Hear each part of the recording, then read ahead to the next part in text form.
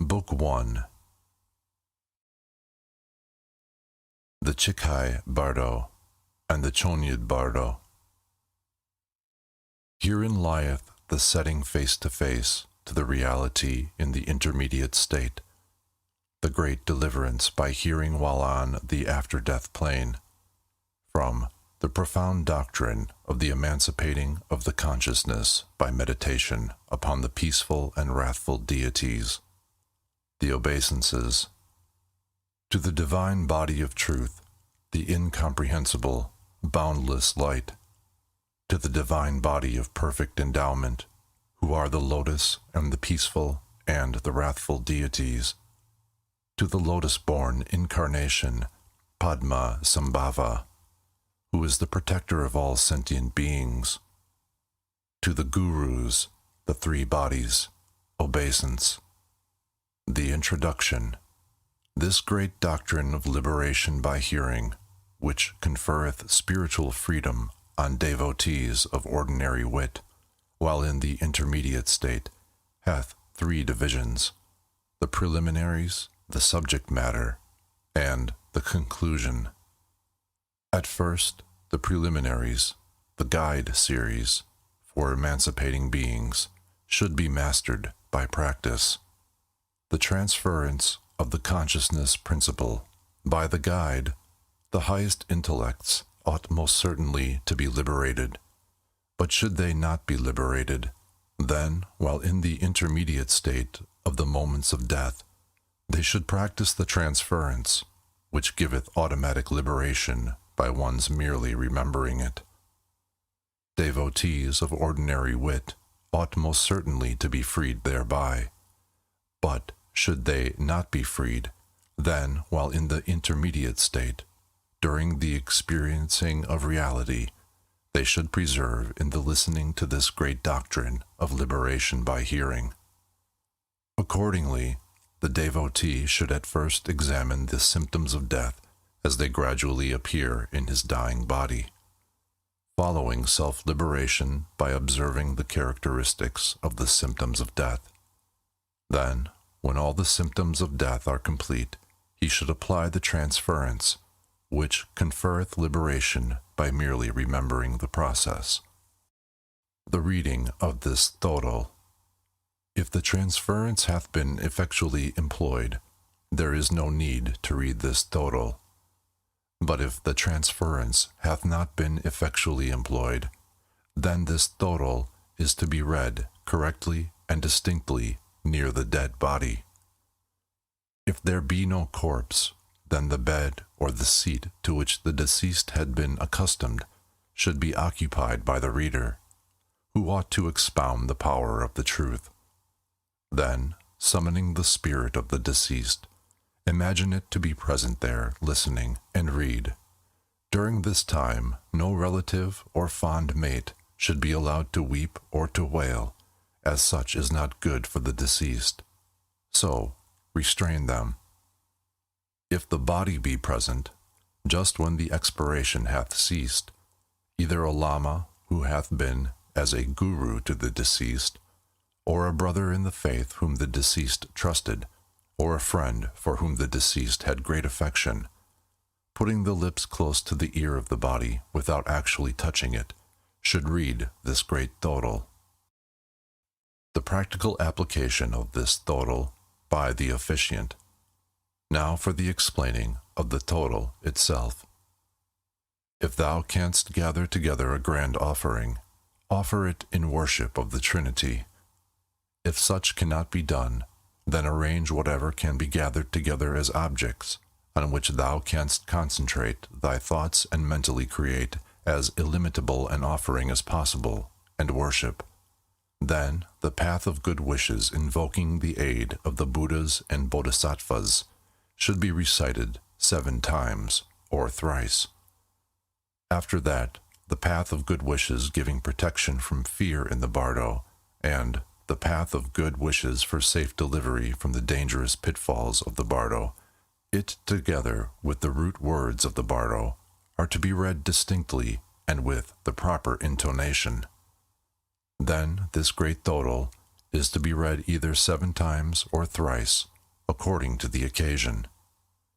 First cometh the setting face to the symptoms of death, as they occur during the moments of death. Second, the application of the great vivid reminder, the setting face to reality, while in the intermediate state. And third, the methods of closing the doors of the womb, while in the intermediate state, when seeking rebirth. Part 1. The Bardo of the Moments of Death. Instructions on the symptoms of death, or the first stage of the Chikai Bardo, the primary clear light seen at the moment of death. The first, the setting face to face with the clear light during the intermediate state of the moments of death is. Here, some there may be who have listened much to religious instructions, yet not recognized, and some who, though recognizing, are nevertheless weak in familiarity.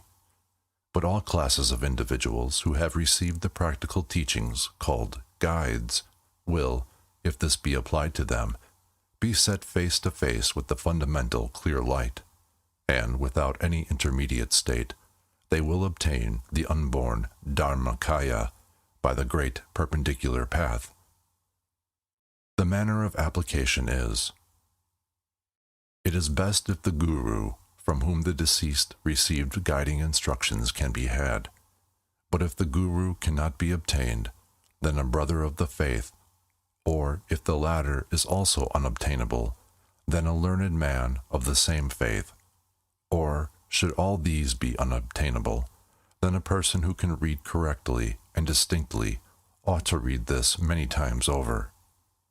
Thereby the deceased will be put in mind of what he had previously heard of the setting face to face, and will at once come to recognize that fundamental light and undoubtedly obtain liberation.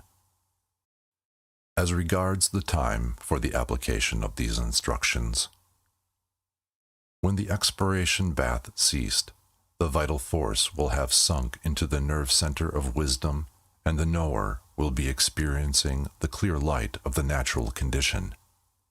Then the vital force, being thrown backwards and flying downwards through the right and left nerves, the intermediate state momentarily dawns. The above directions should be applied before the vital force hath rushed into the left nerve, after first having traversed the navel nerve center. The time ordinarily necessary for this motion of the vital force is as long as the inspiration is still present, or about the time required for eating a meal. Then the manner of the application of the instructions is: when the breathing is about to cease, it is best if the transference hath been applied efficiently.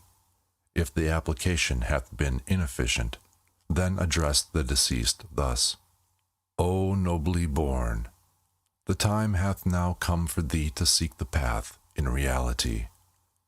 Thy breathing is about to cease.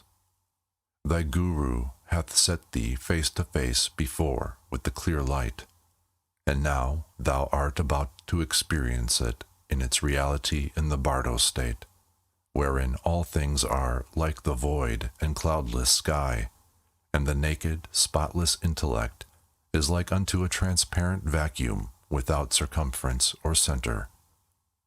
At this moment, know thou thyself, and abide in that state. I, too, at this time, am setting thee face to face. Having read this, repeat it many times in the ear of the person dying, even before the expiration hath ceased, so as to impress it on the mind of the dying one. If the expiration is about to cease, turn the dying one over on the right side, which posture is called the lying posture of a lion.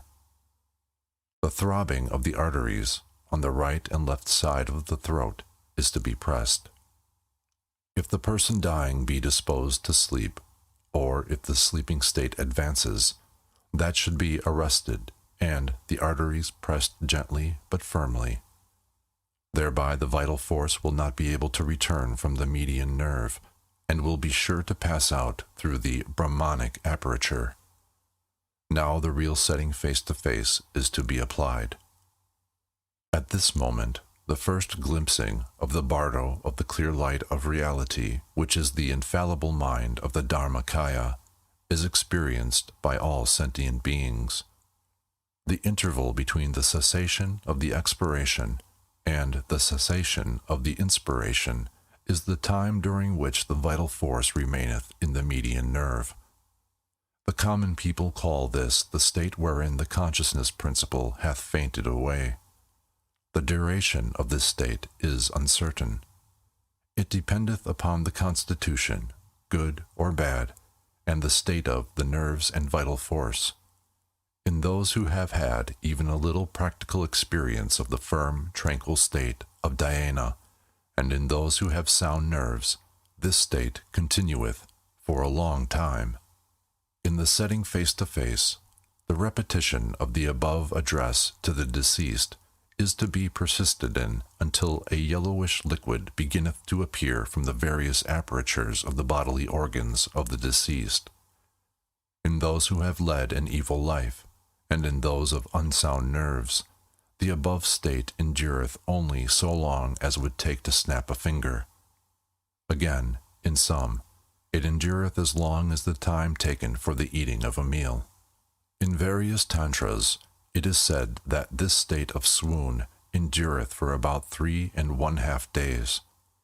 Most other religious treatises say for 4 days, and that this setting face to face with the clear light ought to be persevered in during the whole time.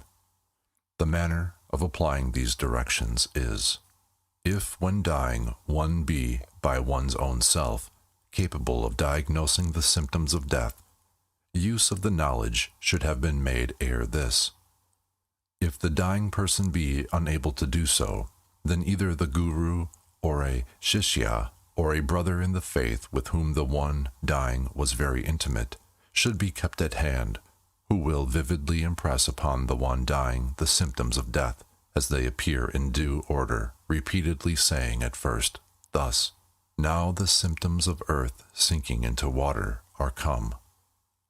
When all the symptoms of death are about to be completed, then enjoin upon the one dying this resolution, speaking in a low tone of voice in the ear, "O nobly born," or, if it be a priest, "O venerable sir, let not thy mind be distracted." If it be a brother in the faith or some other person, then call him by name and say thus, "O nobly born, that which is called death, being come to thee now, resolve thus, O this now is the hour of death. By taking advantage of this death I will so act, for the good of all sentient beings, peopling the illimitable expanse of the heavens, as to obtain the perfect Buddhahood by resolving on love and compassion towards them, and by directing my entire effort to the soul perfection."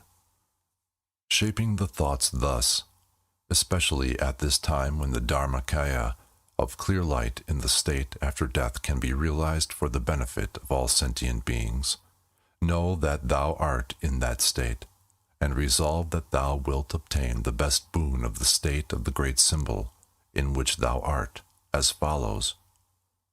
Even if I cannot realize it yet, will I know this bardo, and, mastering the great body of union in bardo, will appear in whatever shape will benefit all beings whomsoever.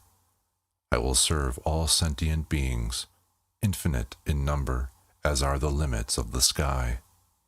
Keeping thyself unseparated from this resolution, thou shouldest try to remember whatever devotional practices thou wert accustomed to perform during thy lifetime. In saying this, the reader shall put his lips close to the ear, and shall repeat it distinctly, clearly impressing it upon the dying person so as to prevent his mind from wandering, even for a moment. After the expiration hath completely ceased, press the nerve of sleep firmly, and a lama, or a person higher, or more learned than thyself, impress in these words thus, Reverend Sir, now that thou art experiencing the fundamental clear light, try to abide in that state which now thou art experiencing. And also in the case of any other person, the reader shall set him face to face thus: O nobly born, listen. Now thou art experiencing the radiance of the clear light of pure reality. Recognize it. O nobly born, thy present intellect, in real nature void, not formed into anything as regards to characteristics or color, naturally void, is the very reality, the all-good. Thine own intellect, which is now voidness, yet not to be regarded as of the voidness of nothingness, but as the being, the intellect itself, unobstructed, shining, thrilling, and blissful, is the very consciousness, the all-good Buddha. Thine own consciousness, not formed into anything, in reality void, and the intellect, shining and blissful, these two are inseparable. The union of them is the Dharmakaya state of perfect enlightenment. Thine own consciousness, shining, void, and inseparable from the great body of radiance, hath no birth nor death, and is the immutable light, Buddha Amitabha. Knowing this is sufficient. Recognizing the voidness of thine own intellect to be Buddhahood, and looking upon it as being thine own consciousness, is to keep thyself in the state of the divine mind of the Buddha. Repeat this distinctly and clearly 3 or even 7 times. That will recall to the mind of the dying one the former, as, when living, setting face to face by the Guru. Secondly, it will cause the naked consciousness to be recognized as the clear light. And thirdly, recognizing one's own self thus, one becometh permanently united with the Dharmakaya, and liberation will be certain. Instructions concerning the second stage of the Chikai Bardo, the secondary clear light seen immediately after death. Thus the primary clear light is recognized, and liberation attained. But if it be feared that the primary clear light hath not been recognized, then it can certainly be assumed there is dawning upon the deceased, that called the secondary clear light, which dawneth in somewhat more than a mealtime period, after that the expiration hath ceased. According to one's good or bad karma, the vital force floweth down into either the right or left nerve and goeth out through any of the apertures of the body. Then come a lucid condition of the mind. To say that the state of the primary clear light endureth for a mealtime period would depend upon the good or bad condition of the nerves, and also whether there hath been previous practice or not in the setting face to face. When the consciousness principle getteth outside the body, it saith to itself, Am I dead, or am I not dead? It cannot determine. It seeth its relatives and connections as it had been used to seeing them before. It even heareth the wailings. The terrifying karmic illusions have not yet dawned, nor have the frightful apparitions or experiences caused by the lords of death yet come. During this interval, the directions are to be applied by the Lama or reader. There are those devotees of the perfected stage of the visualizing stage. If it be one who was in the perfected stage, then call him thrice by name and repeat over and over again the above instructions of setting face to face with the clear light. If it be one who was in the visualizing stage, then read out to him the introductory descriptions and the text of the meditation on his tutelary deity, and then say, O thou of noble birth, meditate upon thine own tutelary deity. Here the deity's name is to be mentioned by the reader. Do not be distracted. Earnestly concentrate thy mind upon thy tutelary deity. Meditate upon him as if he were the reflection of the moon in the water, apparent, yet inexistent in itself. Meditate upon him as if he were a being with a physical body. So saying, the reader will impress it. If the deceased be of the common folk, say, meditate upon the great compassionate Lord. By thus being set face to face, even those who would not be expected to recognize the bardo unaided are undoubtedly certain to recognize it. Persons who while living had been set face to face with the reality by a guru, yet who have not made themselves familiar with it, will not be able to recognize the bardo clearly by themselves. Either a guru or a brother in the faith will have to impress vividly such persons. There may be even those who have made themselves familiar with the teachings, yet who, because of the violence of the disease causing death, may be mentally unable to withstand illusions. For such, also, this instruction is absolutely necessary. Again, there are those who, although previously familiar with the teachings, have become liable to pass into the miserable states of existence, owing to breach of vows or failure to perform essential obligations honestly. To them, this instruction is indispensable. If the first stage of the bardo path been taken by the forelock, that is best. But if not, by application of this distinct recalling to the deceased, while in the second stage of the bardo, his intellect is awakened and attaineth liberation. While on the second stage of the bardo, one's body is of the nature of that called the shining illusory body. Not knowing whether he be dead or not, a state of lucidity cometh to the deceased. If the instructions be successfully applied to the deceased while he is in that state, then, by the meeting of the mother reality and the offspring reality, karma controlleth not. Like the sun's rays, for example, dispelling the darkness, the clear light on the path dispelleth the power of karma. That which is called the second stage of the bardo dawneth upon the thought body. The knower hovereth within those places to which its activities had been limited. If at this time this special teaching be applied efficiently, then the purpose will be fulfilled, for the karmic illusions will not have come yet, and, therefore, he, the deceased, cannot be turned hither and thither from his aim of achieving enlightenment. Part 2.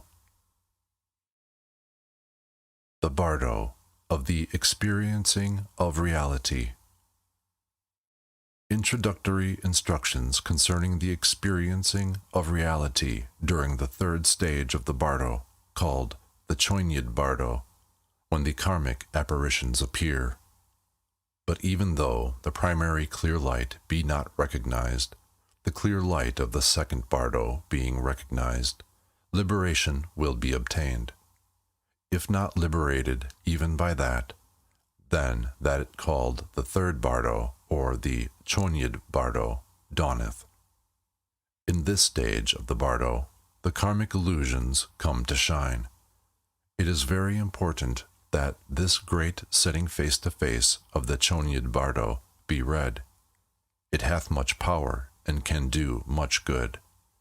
About this time, the deceased can see that the share of food is being set aside, that the body is being stripped of its garments, that the place of the sleeping rug is being swept, can hear all the weeping and wailing of his friends and relatives, and, although he can see them and can hear them calling upon him, they cannot hear him calling upon them, so he goeth away displeased. At that time, sounds, lights, and rays, all three, are experienced. These awe, frighten, and terrify, and cause much fatigue.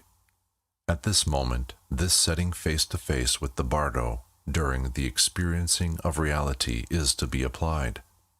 Call the deceased by name, and correctly and distinctly explain to him as follows. O nobly born, listen with full attention, without being distracted. There are 6 states of bardo, namely, the natural state of bardo while in the womb, the bardo of the dream state, the bardo of ecstatic equilibrium while in deep meditation, the bardo of the moment of death, the bardo during the experiencing of reality, the bardo of the inverse process of samsaric existence. These are the 6. O nobly born, thou wilt experience 3 bardos, the bardo of the moment of death, the bardo during the experiencing of reality, and the bardo while seeking rebirth. Of these 3, up to yesterday, thou hadst experienced the bardo of the moment of death.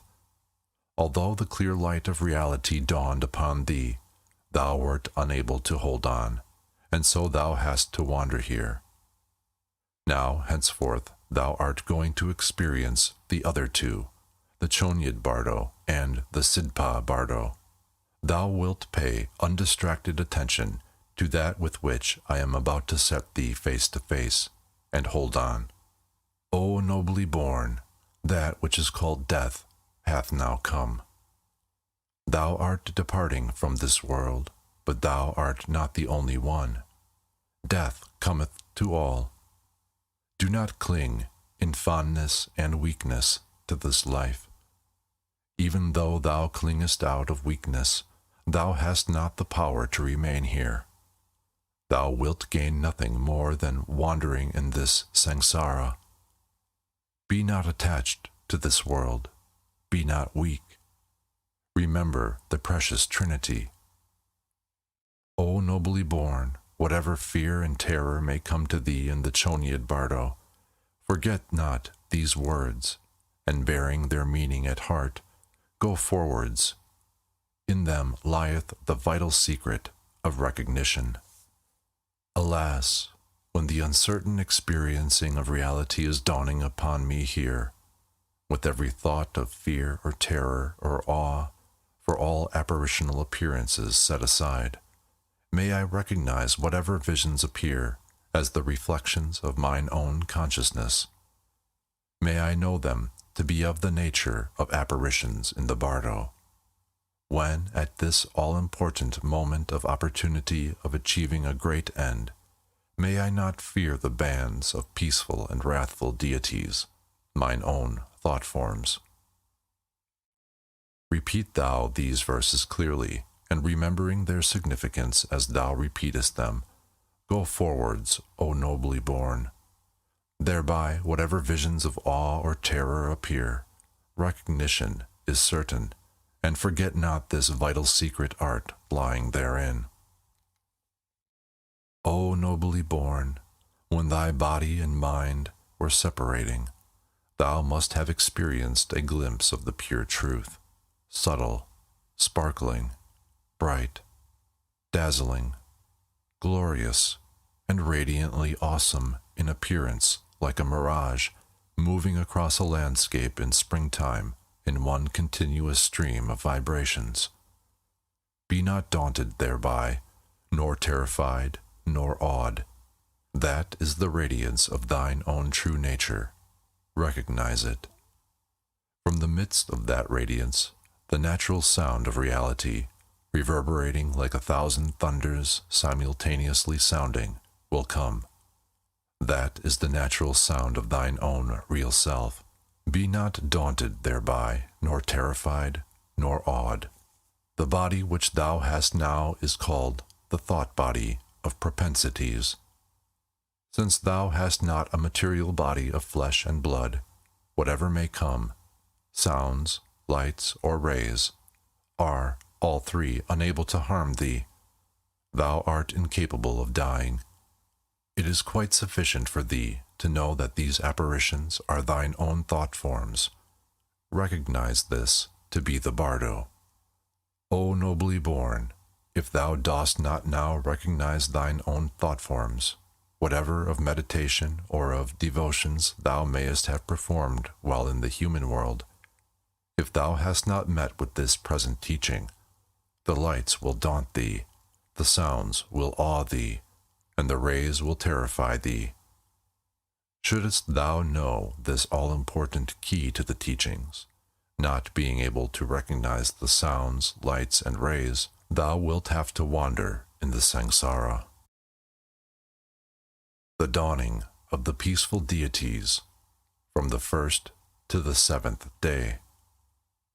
Assuming that the deceased is karmically bound, as the average departed one is, to pass through the 49 days of the bardo existence, despite the very frequent settings face to face, the daily trials and dangers which he must meet and attempt to triumph over, during the first 7 days, wherein dawn the peaceful deities, are next explained to him in detail.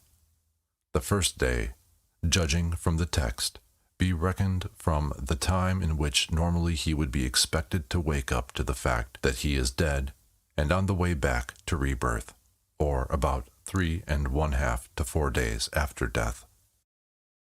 The first day. O nobly born, thou hast been in a swoon during the last 3½ days. As soon as thou art recovered from this swoon, thou wilt have the thought, what hath happened? Act so that thou wilt recognize the bardo. At that time, all the samsara will be in revolution, and the phenomenal appearances that thou wilt see then will be the radiances and deities. The whole heavens will appear deep blue. Then, from the central realm, called the spreading forth of the seed, the Bhagavan Vairocana, white in color and seated upon a lion throne, bearing an 8-spoked wheel in his hand, and embraced by the mother of the space of heaven, will manifest himself to thee. It is the aggregate of matter resolved into its primordial state, which is the blue light. The wisdom of the Dharma Dhatu, blue in color, shining, transparent, glorious, dazzling, from the heart of the Vairocana, as the Father-Mother, will shoot forth and strike against thee with a light so radiant that thou wilt scarcely be able to look at it. Along with it, there will also shine a dull white light from the Devas, which will strike against thee in thy front. Thereupon, because of the power of bad karma, the glorious blue light of the wisdom of the Dharma Dhatu will produce in thee fear and terror, and thou wilt wish to flee from it. Thou wilt beget a fondness for the dull white light of the Devas. At this stage, thou must not be awed by the divine blue light which appears shining, dazzling, and glorious, and be not startled by it. That is the light of the Tathagata, called the light of the wisdom of the Dharma Dhatu. Put thy faith in it, believe in it firmly, and pray unto it, thinking in thy mind that it is the light proceeding from the heart of the Bhagavan Vairocana, coming to receive thee while in the dangerous ambuscade of the bardo. That light is the light of the grace of Vairocana. Be not fond of the dull white light of the Devas. Be not attached to it. Be not weak.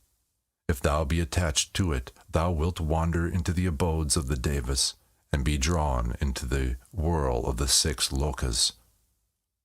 That is an interruption to obstruct thee on the path of liberation. Look not at it. Look at the bright blue light in deep faith. Put thy whole thought earnestly upon Vairocana, and repeat after me this prayer. Alas, when wandering in the samsara, because of intense stupidity, on the radiant light path of the Dharma Dhatu wisdom, may I be led by the Bhagavan Vairocana. May the Divine Mother of Infinite Space be my rear guard. May I be led safely across the fearful ambush of the bardo. May I be placed in the state of the all-perfect Buddhahood. Praying thus, in intense, humble faith, thou wilt merge, in halo of rainbow light, into the heart of Vairocana, and obtain Buddhahood in the Sambhoga Kaya, in the central realm of the densely packed. The second day.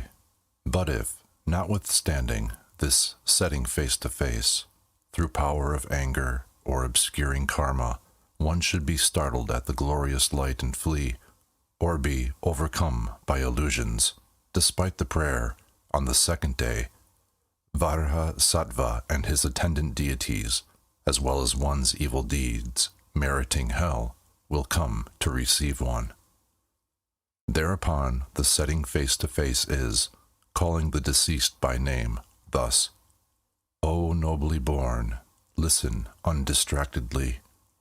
On the second day, the pure form of water will shine as a white light. At that time, from the deep blue eastern realm of preeminent happiness, the Bhagavan Akshobhya, as Varahasattva, blue in color, holding in his hand a five-pronged dorje, seated upon an elephant throne and embraced by the mother Memaki, will appear to thee, attended by the bodhisattvas Kishitgarbha and Maitreya, with the female bodhisattvas Lasema and Pushpema. These 6 Bodic deities will appear to thee.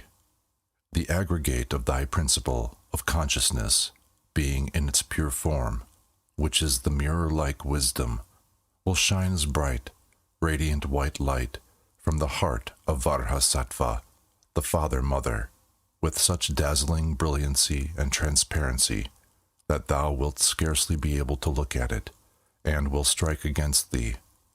And a dull smoke-colored light from hell will shine alongside the light of the mirror-like wisdom, and will also strike against thee. Thereupon, through the power of anger, thou wilt beget fear and be startled at the dazzling white light, and wilt wish to flee from it. Thou wilt beget a feeling of fondness for the dull smoke-colored light from hell. Act, then, so that thou wilt not fear that bright, dazzling, transparent white light. Know it to be wisdom. Put thy humble and earnest faith in it. That is the light of the grace of the Bhagavan Varahasattva. Think, with faith, I will take refuge in it, and pray. That is the Bhagavan Varahasattva, coming to receive thee and to save thee from fear and terror of the bardo. Believe in it, for it is the hook of the rays of grace of Varahasattva. Be not fond of the dull, smoke-colored light from hell. That is the path which openeth out to receive thee because of the power of accumulated evil karma from violent anger. If thou be attracted by it, thou wilt fall into the hell worlds, and falling therein, thou wilt have to endure unbearable misery. Once there is not certain time of getting out. That being an interruption to obstruct thee on the path of liberation, look not at it, and avoid danger. Be not attracted by it. Be not weak. Believe in the dazzling bright white light, and, putting thy whole heart earnestly upon the Bhagavan Varahasattva, pray thus. Alas, when wandering in the samsara, because of the power of violent anger, on the radiant light path of the mirror-like wisdom, may I be led by the Bhagavan Varahasattva. May the Divine Mother, Memaki, be my rear guard. May I be led safely across the fearful ambush of the bardo, and may I be placed in the state of the all-perfect Buddhahood. Praying thus, in intense humble faith, thou wilt merge in rainbow light into the heart of the Bhagavan Varahasattva, and obtain Buddhahood in the Sambhoga Kaya, in the eastern realm called preeminently happy. The third day. Yet even when set face to face in this way, some persons, because of obscurations from bad karma and from pride, although the hook of the rays of grace striketh against them, flee from it. If one be one of them, then, on the third day, the Bhagavan Ratnasambhava and his accompanying deities, along with the light path from the human world, will come to receive one simultaneously. Again, calling the deceased by name, the setting face to face is thus: O nobly born, listen undistractedly. On the third day, the primal form of the element earth will shine forth as a yellow light. At that time, from the southern realm endowed with glory, the Bhagavan Ratna Sambhava, yellow in color, bearing a jewel in his hand, seated upon a horse throne, and embraced by the Divine Mother Sangye Chanma, will shine upon thee. The two bodhisattvas, Akasha Bharba and Samanta Bhadra, attended by the two female bodhisattvas, Malema and Dupima, in all 6 Bodic forms, will come to shine from amidst a rainbow halo of light, the aggregate of touch in its primal form, as the yellow light of the wisdom of equality, dazzlingly yellow, glorified with orbs having satellite orbs of radiance, so clear and bright that the eye can scarcely look upon it, will strike against thee. Side by side with it, the dull bluish-yellow light from the human world will also strike against thy heart, along with the wisdom light. Thereupon, through the power of egotism, thou wilt beget a fear for the dazzling yellow light, and wilt wish to flee from it. Thou wilt be fondly attracted towards the dull bluish-yellow light from the human world. At that time do not fear that bright, dazzling yellow, transparent light, but know it to be wisdom. In that state, keeping thy mind resigned, trust in it earnestly and humbly. If thou knowest it to be the radiance of thine own intellect, although thou exertest not thy humility and faith and prayer to it, the divine body and light will merge into thee inseparably, and thou wilt obtain Buddhahood. If thou dost not recognize the radiance of thine own intellect, think with faith. It is the radiance of the grace of the Bhagavan Ratna Sambhava. I will take refuge in it and pray. It is the hook of the grace rays of the Bhagavan Ratna Sambhava. Believe in it. Be not fond of that dull bluish-yellow light from the human world. That is the path of thine accumulated propensities of violent egotism come to receive thee. If thou art attracted by it, thou wilt be born in the human world and have to suffer birth, age, sickness, and death, and thou wilt have no chance of getting out of the quagmire of worldly existence. That is an interruption to obstruct thy path of liberation. Therefore, look not upon it, and abandon egotism, abandon propensities. Be not attracted towards it, be not weak. Act so as to trust in that bright, dazzling light. Put thine earnest thought one-pointedly upon the Bhagavan Ratna Sambhava, and pray thus: Alas, when wandering in the samsara because of the power of violent egotism, on the radiant light path of the wisdom of equality, may I be led by the Bhagavan Ratna Sambhava. May the Divine Mother, she of the Buddha eye, be my rear guard. May I be led safely across the fearful ambush of the bardo, and may I be placed in the state of the all-perfect Buddhahood. By praying thus, with deep humility and faith, thou wilt merge into the heart of the Bhagavan Ratna Sambhava, the Divine Father-Mother, in halo of rainbow light, and attain Buddhahood in the Sambhoga Kaya, in the southern realm endowed with glory. The 4th day. By thus being set face to face, however weak the mental faculties may be, there is no doubt of one's gaining liberation. Yet, though so often set face to face, there are classes of men who, having created much bad karma, or having failed in observance of vows, or their lot for higher development being altogether lacking, prove unable to recognize their obscurations and evil karma from covetousness and miserliness produce awe of the sounds and radiances, and they flee. If one be one of these classes, then on the 4th day, the Bhagavan Amiteba and his attendant deities, together with the light path from the Preta Loka, proceeding from miserliness and attachment, will come to receive one simultaneously. Again, the setting face to face is calling the deceased by name, thus, O nobly born, listen undistractedly. On the fourth day, the red light, which is the primal form of the element fire, will shine.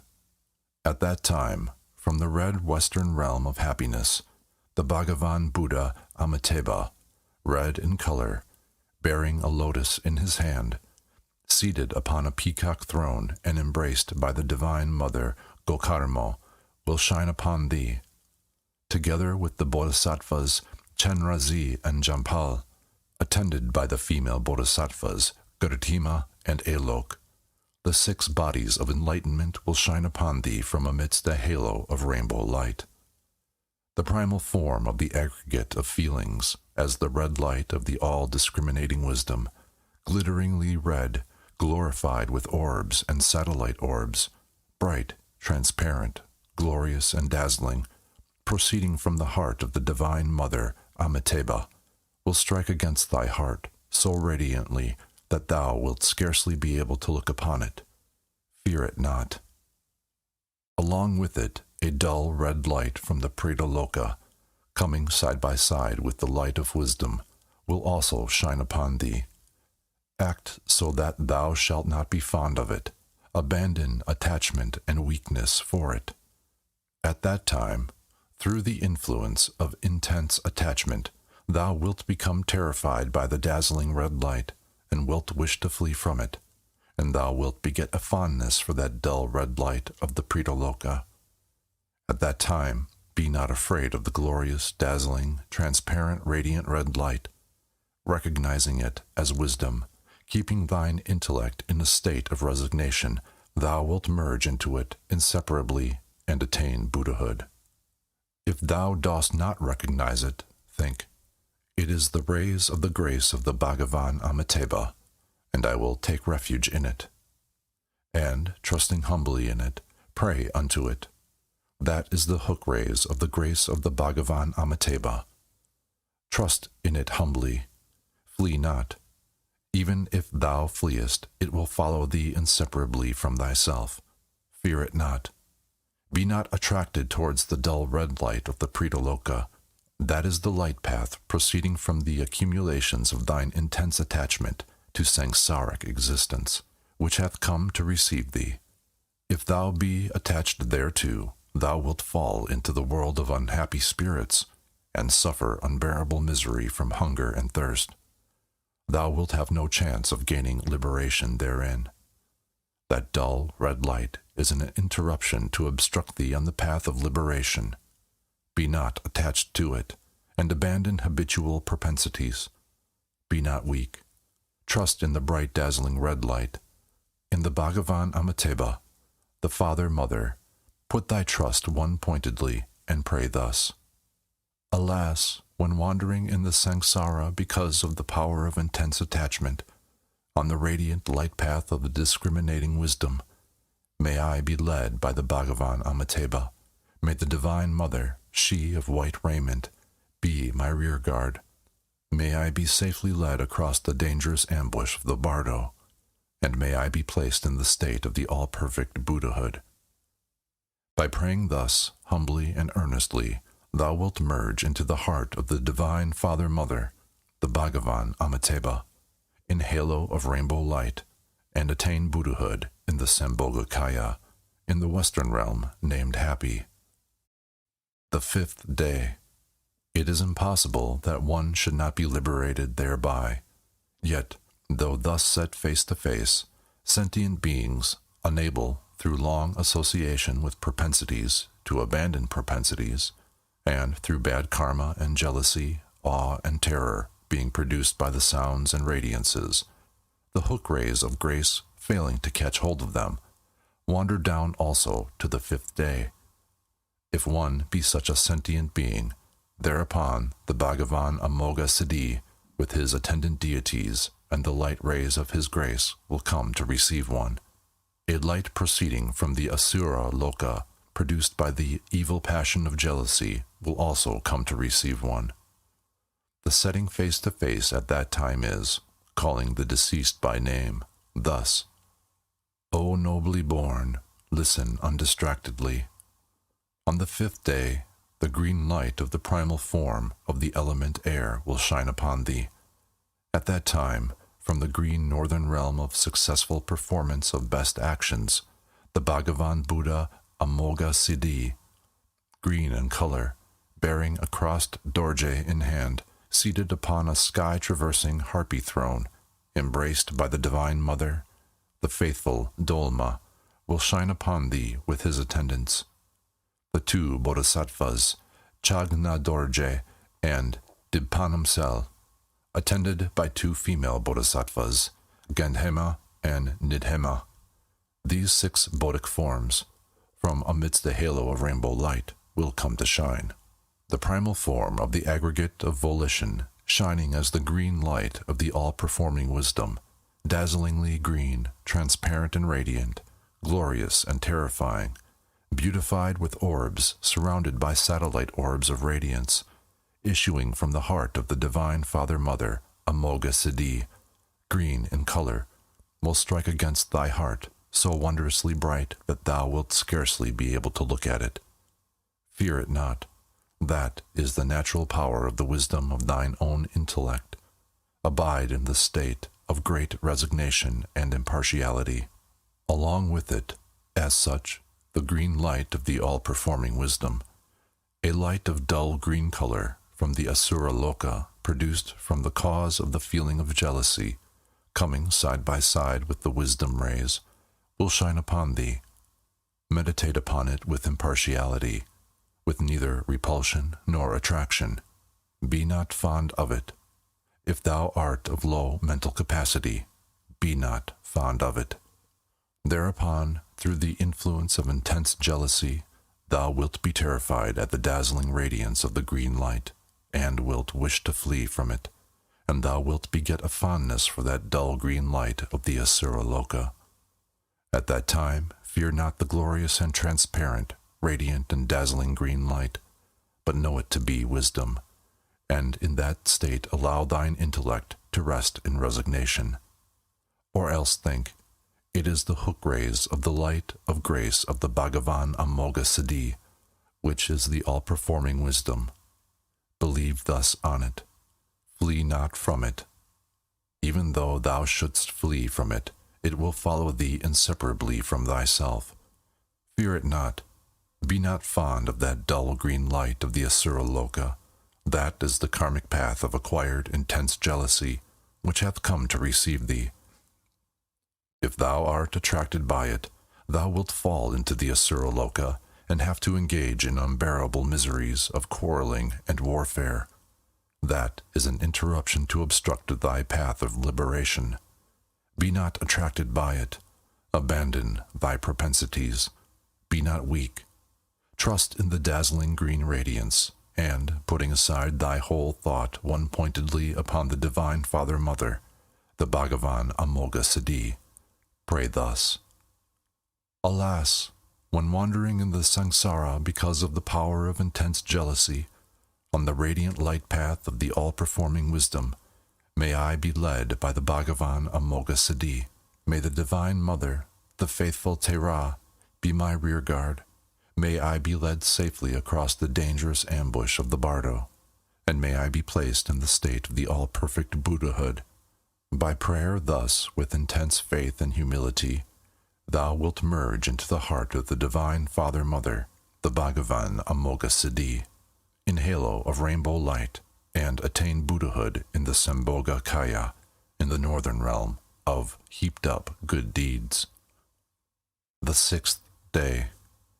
Being thus set face to face at various stages, however weak one's karmic connections may be, one should have recognized in one or the other of them, and where one has recognized in any of them, it is impossible not to be liberated.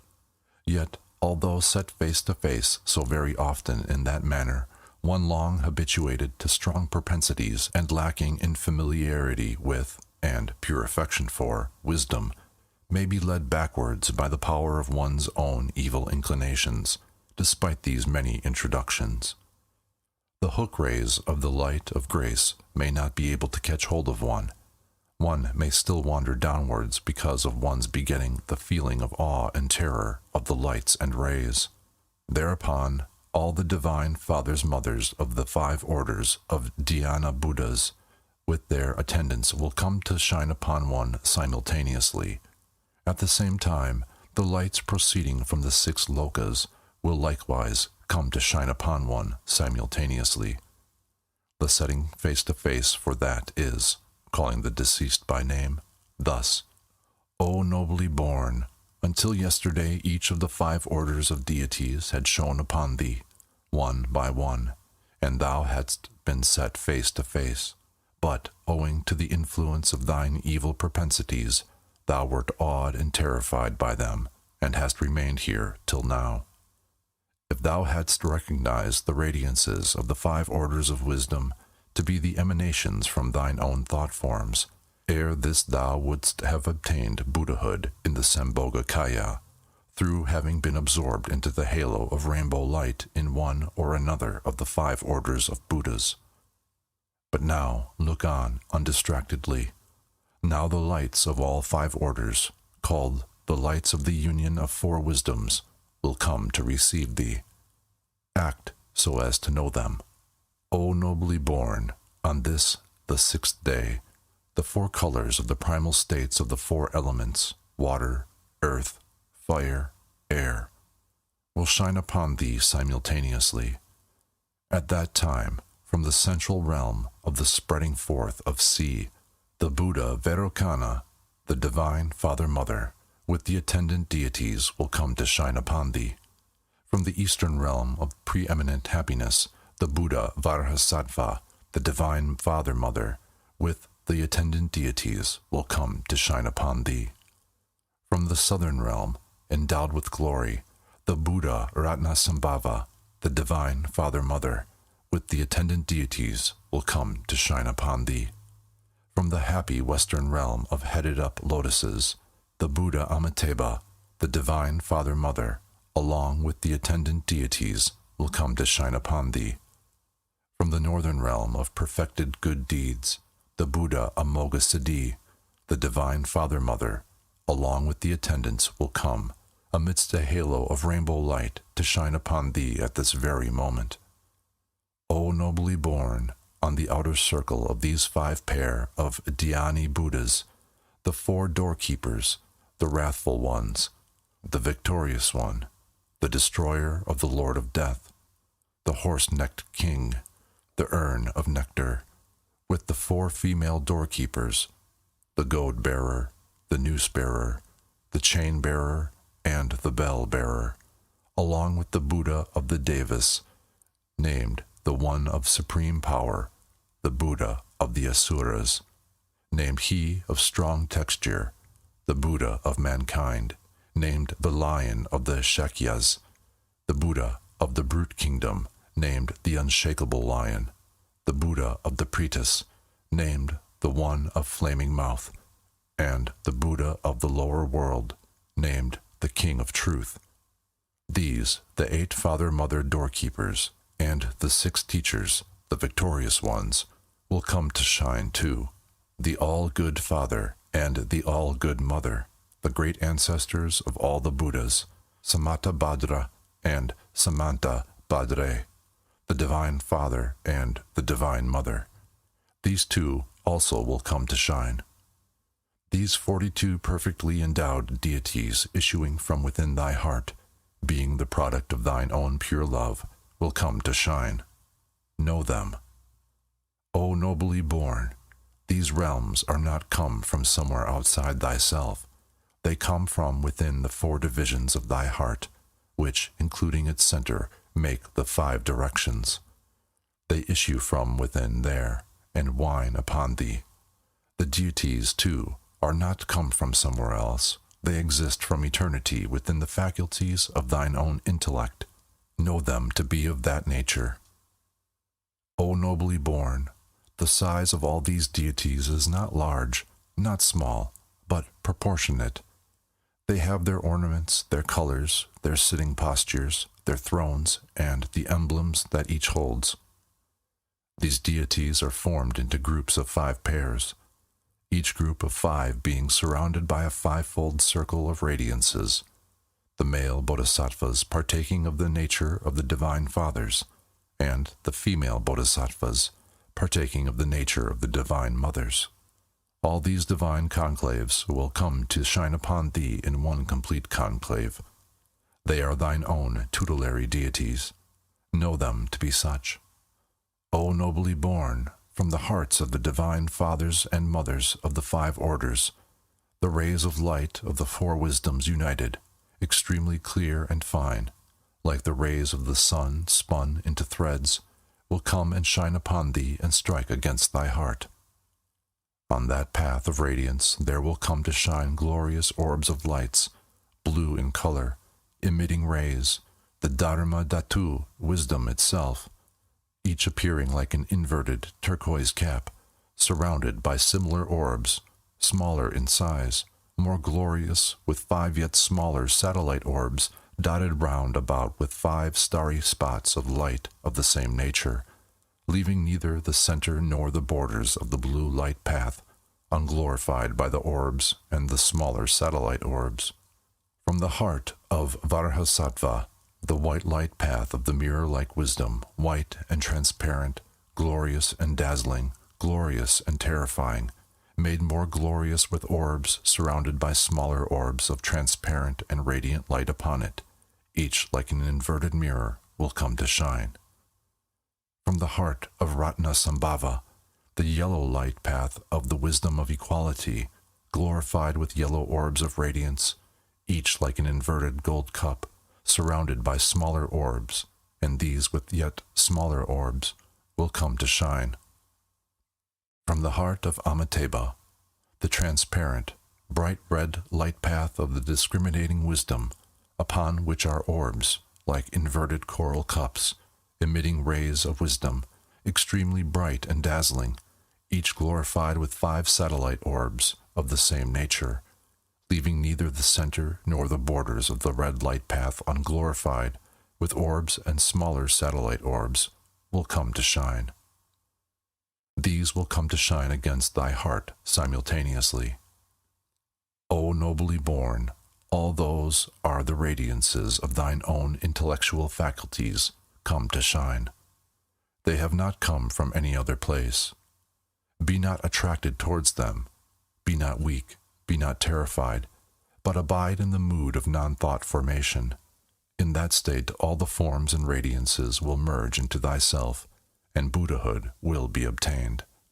The green light path of the wisdom of perfected actions will not shine upon thee, because the wisdom faculty of thine intellect hath not been perfectly developed. O nobly born, those are called the lights of the 4 wisdoms united. Whence proceeds that which is called the inner path through Varahasattva. At that time thou must remember the teachings of the setting face to face, which thou hast had from thy Guru. If thou hast remembered the purport of the settings face to face, thou wilt have recognized all these lights which have shone upon thee as being the reflection of thine own inner light, and, having recognized them as intimate friends, thou wilt have believed in them, and have understood them at the meeting, as a son understandeth his mother. And, believing in the unchanging nature of the pure and holy truth, thou wilt have had produced in thee the tranquil flowing samadhi, and, having merged into the body of the perfectly evolved intellect, thou wilt have obtained Buddhahood in the Sambhogakaya, whence there is no return. O nobly born, along with the radiances of wisdom, the impure illusory lights of the 6 lokas will also come to shine. If it be asked, what are they? They are a dull white light from the devas, a dull green light from the asuras, a dull yellow light from human beings, a dull blue light from the brutes, a dull reddish light from the pretas, and a dull smoke-colored light from hell. These 6 thus will come to shine, along with the 6 radiances of wisdom, whereupon be not afraid, nor be attracted towards any, but allow thyself to rest in the non-thought condition. If thou art frightened by the pure radiances of wisdom and attracted by the impure lights of the 6 lokas, then thou wilt assume a body in any of the 6 lokas and suffer samsaric miseries, and thou wilt never be emancipated from the ocean of samsara, wherein thou wilt be whirled round and made to taste of the sufferings thereof. O nobly born, if thou art one who hath not obtained the select words of the Guru, thou wilt have fear of the pure radiances of wisdom and of the deities thereof. Being thus frightened, thou wilt be attracted towards the impure samsaric objects. Act not so. Humbly trust in the dazzling, pure radiances of wisdom. Frame thy mind to faith and think. The compassionate radiances of wisdom of the 5 orders of Buddhas have come to take hold of me out of compassion. I take refuge in them. Not yielding to attraction towards the illusory lights of the 6 lokas, but devoting thy whole mind one-pointedly towards the divine fathers and mothers, the Buddhas of the 5 orders, pray thus.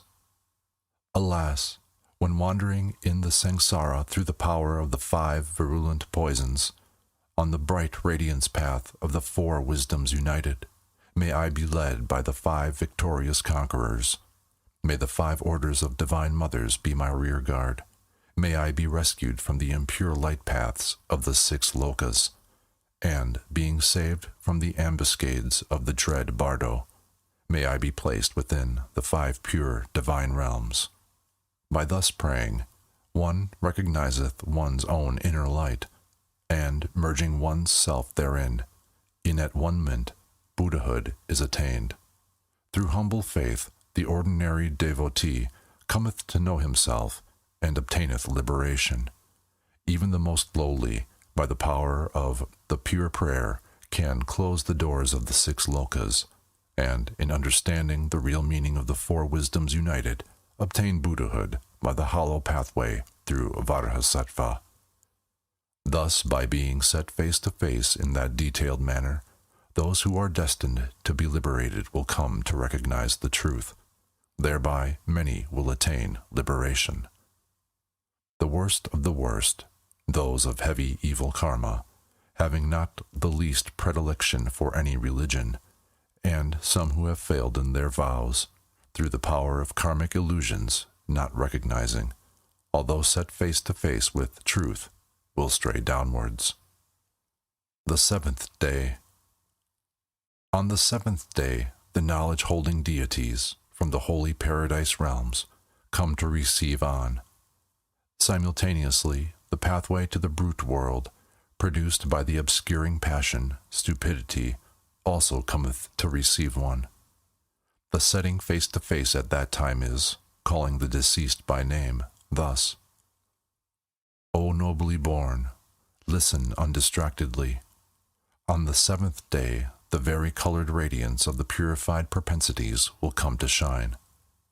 Simultaneously, the knowledge-holding deities from the holy paradise realms will come to receive one. From the center of the circle, or mandala, enhaloed in radiance of rainbow light, the supreme knowledge-holding deity, the lotus lord of dance, the supreme knowledge-holder who ripens karmic fruits, radiant with all 5 colors, embraced by the Divine Mother, the red Dakini, he holding a crescent knife and a skull filled with blood, dancing and making the mudra of fascination, with his right hand held aloft, will come to shine. To the east of that circle, the deity called the earth-abiding knowledge-holder, white of color, with radiant, smiling countenance, embraced by the white Dakini, the Divine Mother, he holding a crescent knife and a skull filled with blood, dancing and making the mudra of fascination, with his right hand held aloft, will come to shine. To the south of that circle, the knowledge-holding deity called He, having power over duration of life, yellow in color, smiling and radiant, embraced by the yellow Daikini, the Divine Mother, he holding a crescent knife and a skull filled with blood, dancing and making the mudra of fascination, with his right hand held aloft, will come to shine. To the west of that circle, the knowledge-holding deity of the great symbol, red of color, smiling and radiant, embraced by the red Dakini, the Divine Mother, he holding a crescent knife and a skull filled with blood, dancing and making the mudra of fascination, with his right hand held aloft, will come to shine. To the north of that circle, the deity called self-evolved knowledge holder, green of color, with a half-angry, half-smiling countenance, embraced by the green Dakini, the Divine Mother, he holding a crescent knife and a skull filled with blood, dancing and making the mudra of fascination, with his right hand held aloft, will come to shine.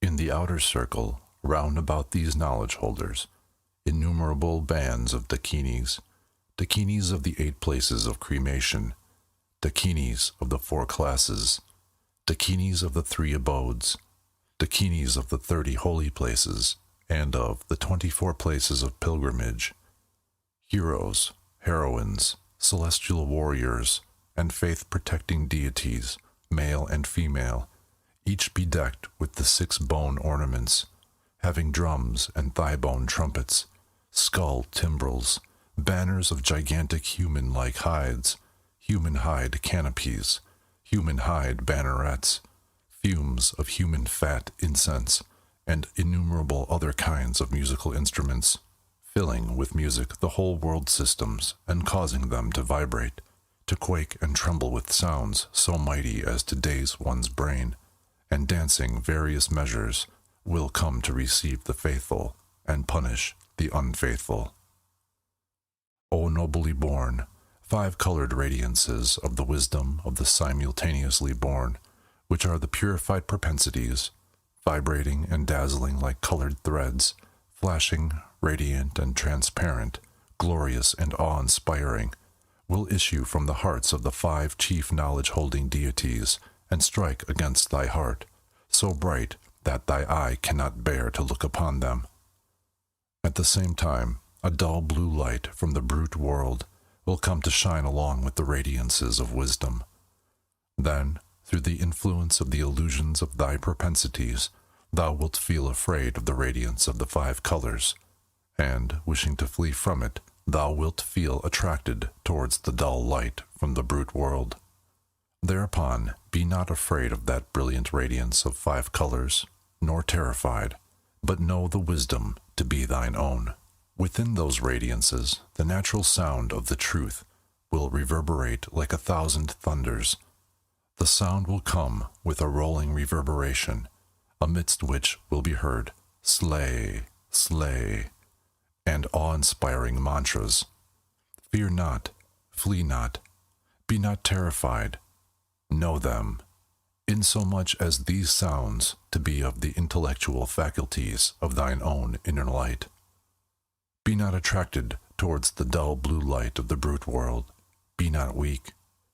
If thou art attracted, thou wilt fall into the brute world, wherein stupidity predominates, and suffer the illimitable miseries of slavery and dumbness and stupidness, and it will be a very long time ere thou canst get out. Be not attracted towards it. Put thy faith in the bright, dazzling, 5-colored radiance. Direct thy mind one-pointedly towards the deities, the knowledge-holding conquerors. Think one-pointedly thus: these knowledge-holding deities, the heroes, and the Dakinis, have come from the holy paradise realms to receive me. I supplicate them all, up to this day, although the 5 orders of the Buddhas of the 3 times have all exerted the rays of their grace and compassion, yet have I not been rescued by them. Alas, for a being like me! May the knowledge-holding deities not let me go downwards further than this, but hold me with the hook of their compassion and lead me to the holy paradises. Thinking in that manner one-pointedly, pray thus: O ye knowledge-holding deities, pray hearken unto me. Lead me on the path out of your great love.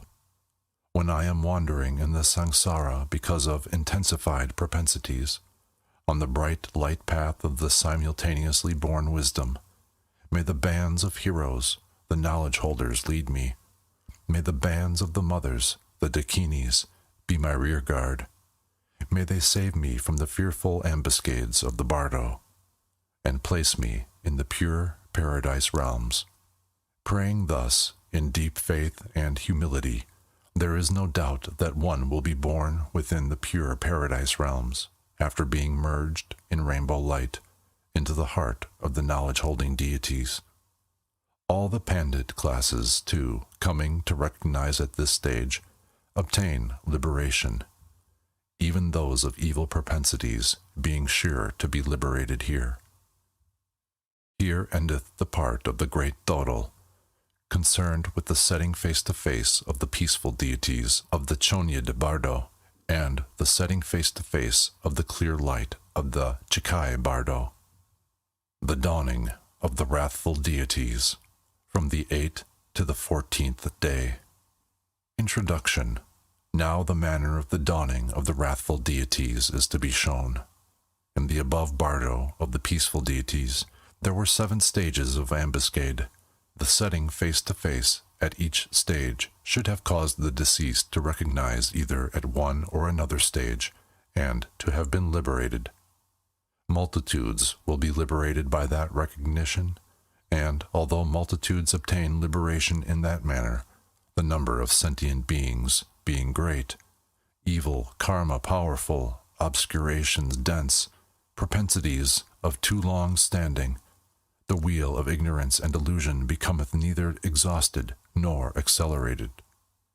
Although all be set face to face in such detail, there is a vast preponderance of those who wander downwards unliberated. Therefore, after the cessation of the dawning of the peaceful and knowledge-holding deities who come to welcome one, the 58 flame-enhaloed, wrathful, blood-drinking deities come to dawn, who are only the former peaceful deities in changed aspect, according to the place or psychic center of the bardo body of the deceased whence they proceed. Nevertheless, they will not resemble them. This is the bardo of the wrathful deities, and they being influenced by fear, terror, and awe, recognition becometh more difficult. The intellect, gaining not in independence, passeth from one fainting state to a round of fainting states. Yet, if one but recognize a little, it is easier to be liberated at this stage. If it be asked why, the answer is, because of the dawning of the radiances, which produced fear, terror, and awe. The intellect is undistractedly alert in one-pointedness. That is why. If at this stage one does not meet with this kind of teaching, one's hearing of religious lore, although it be like an ocean in its vastness, is of no avail. There are even discipline-holding abbots, or bhikkhus, and doctors in metaphysical discourses who err at this stage, and, not recognizing, wander into the samsara. As for the common worldly folk, what need is there to mention them? By fleeing through fear, terror, and awe, they fall over the precipices into the unhappy worlds and suffer. But the least of the devotees of the mystic Mantrayana doctrines, as soon as he sees these blood-drinking deities, will recognize them to be his tutelary deities, and the meeting will be like that of human acquaintances. He will trust them, and becoming merged into them, in at one ment, will obtain Buddhahood. By having meditated on the description of these blood-drinking deities while in the human world, and by having performed some worship or praise of them, or at least by having seen their painted likenesses and their images, upon witnessing the dawning of the deities at this stage, recognition of them will result, and liberation. In this lieth the art. Again, at the death of those discipline-holding abbots and doctors in metaphysical discourses, who remain uninstructed in these bardo teachings, however assiduously they may have devoted themselves to religious practices, and however in the human world there will not come any phenomenal signs such as rainbow halo at the funeral pyre, nor bone relics from the ashes. This is because when they lived, the mystic or esoteric doctrines were never held within their heart, and because they had spoken contemptuously of them, and because they were never acquainted, through initiation, with the deities of the mystic or esoteric doctrines. Thus, when these dawn on the bardo, they do not recognize them. Suddenly seeing what they had never seen before, engendered, they pass into the miserable states because of that. Therefore, if the observers of the disciplines and the esoteric doctrines, such signs as the rainbow halo come not, nor are bone relics and seed-like bones ever produced from the bones of their funeral pyre. These are the reasons for it. The least of Mantrayanic devotees, who may seem to be of very unrefined manners, unindustrious, untactful, and who may not live in accordance with his vows, and who in every way may be inelegant in his habits, and even unable perhaps to carry the practices of his teachings to a successful issue. Let no one feel disrespect nor doubt him, but pay reverence to the esoteric or mystic doctrines which he holdeth. By that alone one obtaineth liberation at this stage. Even though the deeds of one paying such reverence may not have been very elegant while in the human world, at his death there will come at least one kind of sign, such a rainbow radiance, bone images, and bone relics. This is because the esoteric or mystic doctrines possess great gift waves. Those of and above the mystic Mantrayanic devotees of ordinary psychic development, who have meditated upon the visualization and perfection processes and practiced the essences or essence mantras, need not wander down this far on the Chonyad Bardo. As soon as they cease to breathe, they will be led into the pure paradise realms by the heroes and heroines and the knowledge holders. As a sign of this, the sky will be cloudless. They will merge into rainbow radiance. There will be sun showers, sweet scent of incense in the air, music in the skies, radiances, bone relics and images from their funeral pyre. Therefore, to the abbots or discipline holders, to the doctors, and to those mystics who have failed in their vows, and to all the common people, this Toro is indispensable. But those who have meditated upon the great perfection and the great symbol will recognize the clear light at the moment of death, and, obtaining the Dharmakaya, all of them will be such as not to need the reading of this Toro. By recognizing the clear light at the moment of death, they also will recognize the visions of the peaceful and the wrathful during the Chonyad Bardo, and obtain the Sambhoga Kaya, or, recognizing during the Sidpa Bardo, obtain the Nirmana Kaya, and, taking birth on the higher planes, will, in the next rebirth, meet with this doctrine and then enjoy the continuity of karma.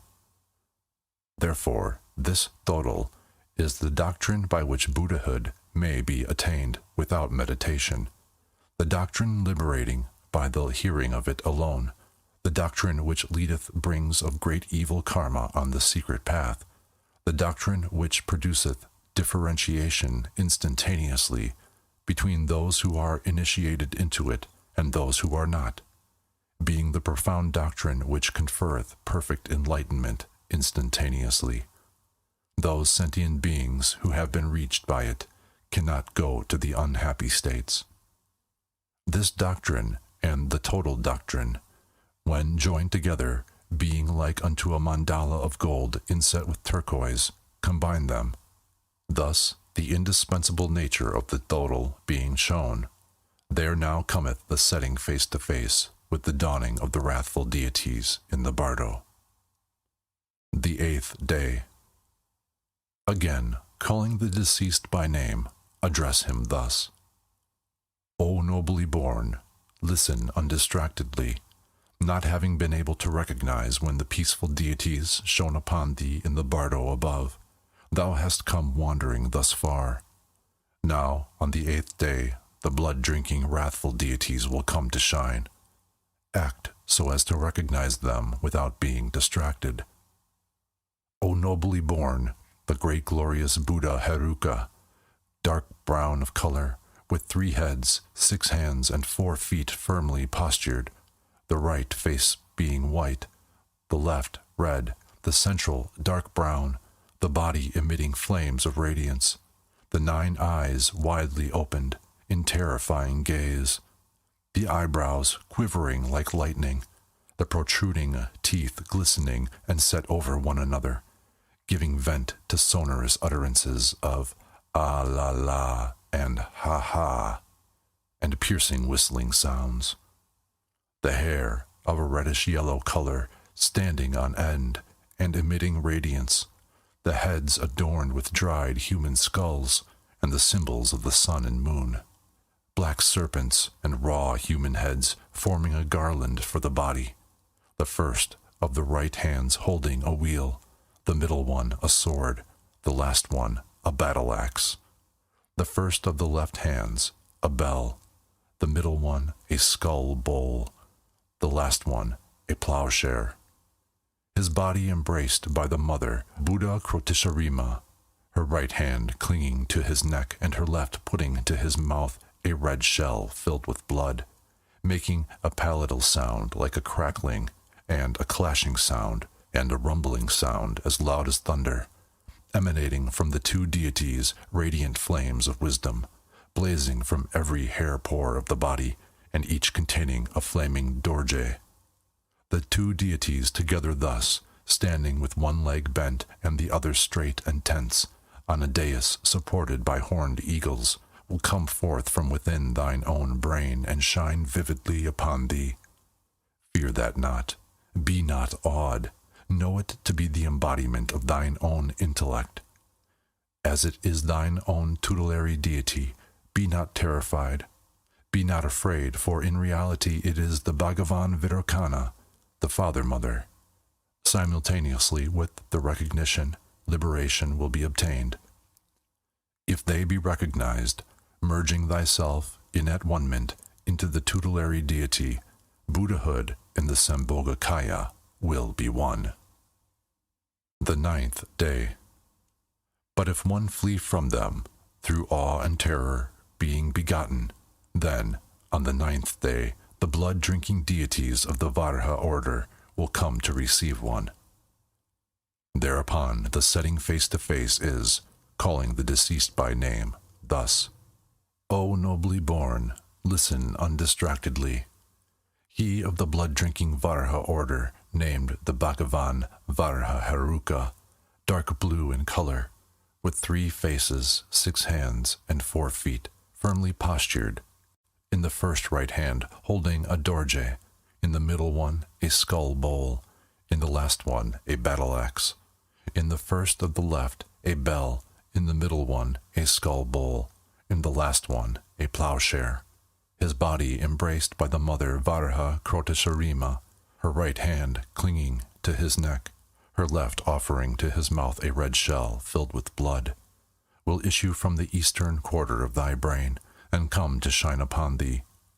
Fear it not. Be not terrified. Be not awed. Know it to be the embodiment of thine own intellect. As it is thine own tutelary deity, be not terrified. In reality, they are the Bhagavan Varhasattva, the father and mother. Believe in them. Recognizing them, liberation will be obtained at once. By so proclaiming them, knowing them to be tutelary deities, merging in them in at one-ment, Buddhahood will be obtained. The 10th day. Yet if one does not recognize them, the obscurations of evil deeds being too great, and flee from them through terror and awe, then, on the 10th day, the blood-drinking deities of the precious gem order will come to receive one. Thereupon the setting face-to-face is, calling the deceased by name, thus, O nobly born, listen. On the 10th day, the blood-drinking deity of the precious gem order, named Ratna Haruka, yellow of color, having 3 faces, 6 hands, 4 feet firmly postured, the right face white, the left red, the central darkish yellow, enhaloed in flames, in the first of the 6 hands holding a gem, in the middle one a trident staff, in the last one a baton, in the first of the left hands a bell, in the middle one a skull bowl, in the last one a trident staff, his body embraced by the mother Ratna Krotesharima, her right hand clinging to his neck, her left offering to his mouth a red shell filled with blood, will issue from the southern quarter of thy brain, and come to shine upon thee. Fear not, be not terrified, be not awed. Know them to be the embodiment of thine own intellect, they being thine own tutelary deities. Be not terrified. In reality, they are the Father-Mother Bhagavan Ratna Sambhava. Believe in them. Recognition of them and the obtaining of liberation will be simultaneous. The 11th day. Yet, though set face to face thus, if, through power of evil propensities, terror and awe being produced, not recognizing them to be tutelary deities, one flee from them, then, on the 11th day, the blood-drinking lotus order will come to receive one. Thereupon, the setting face to face is, calling the deceased by name, thus: O nobly born, on the 11th day, the blood-drinking deity of the lotus order, called the Bhagavan Padma Heruka, of reddish-black color, having 3 faces, 6 hands, and 4 feet firmly postured, the right face white, the left blue, the central darkish red, in the first of the right of the 6 hands holding a lotus, in the middle one a trident staff, in the last a club, in the first of the left hands a bell, in the middle one a skull bowl filled with blood, in the last a small drum, his body embraced by the mother Padma Krotesharima, her right hand clinging to his neck, her left offering to his mouth a red shell filled with blood. The father and mother in union will issue from the western quarter of thy brain and come to shine upon thee. Fear not, be not terrified, be not awed. Rejoice. Recognize them to be the product of thine own intellect, as they are thine own tutelary deity. Be not afraid. In reality, they are the Father-Mother Bhagavan Amitabha. Believe in them. Concomitantly with recognition, liberation will come. Through such acknowledging, recognizing them to be tutelary deities, at one moment thou wilt merge into them and obtain Buddhahood. The 12th day. Despite such setting face to face, being still led backwards by evil propensities, terror and awe arising, it may be that one recognize not and flee. Thereupon, on the 12th day, the blood-drinking deities of the karmic order, accompanied by the Karima, Hitamenma, and Wang Chugma, will come to receive one. Not recognizing, terror may be produced, whereupon the setting face to face is, calling the deceased by name, thus: O nobly born, on the 12th day, the blood-drinking deity of the karmic order, named Karma Herua, dark green of color, having 3 faces, 6 hands, and 4 feet, firmly postured, the right face white, the left red, the middle dark green, majestic of appearance, in the first of the right of 6 hands, holding a sword, in the middle one a trident staff, in the last a club, in the first of the left hands a bell, in the middle one a skull bowl, in the last a plowshare. His body embraced by the mother Karma Krotesharima, her right hand clinging to his neck, the left offering to his mouth a red shell, the father and mother in union, issuing from the northern quarter of thy brain, will come to shine upon thee. Fear that not. Be not terrified. Be not awed. Recognize them to be the embodiment of thine own intellect. They being thine own tutelary deity, be not afraid. In reality, they are the Father-Mother Bhagavan Amoga Siddhi. Believe and be humble, and be fond of them. Concomitantly with recognition, liberation will come. Through such acknowledging, recognizing them to be tutelary deities, in at-one-ment thou wilt merge into them and obtain Buddhahood. Through the Guru's select teaching, one cometh to recognize them to be the thought forms issuing from one's own intellectual faculties. For instance, a person, upon recognizing a lion skin to be a lion skin, is freed from fear, for though it be only a stuffed lion skin, if one do not know it to be so actually, fear ariseth. But upon being told by some person that it is a lion skin only, one is freed from fear. Similarly here, too, when the bands of blood-drinking deities, huge of proportions, with very thick-set limbs, dawn as big as the skies, awes and terror are naturally produced in one, but as soon as the setting face-to-face is heard, one recognizeth them to be one's own tutelary deities and one's own thought forms.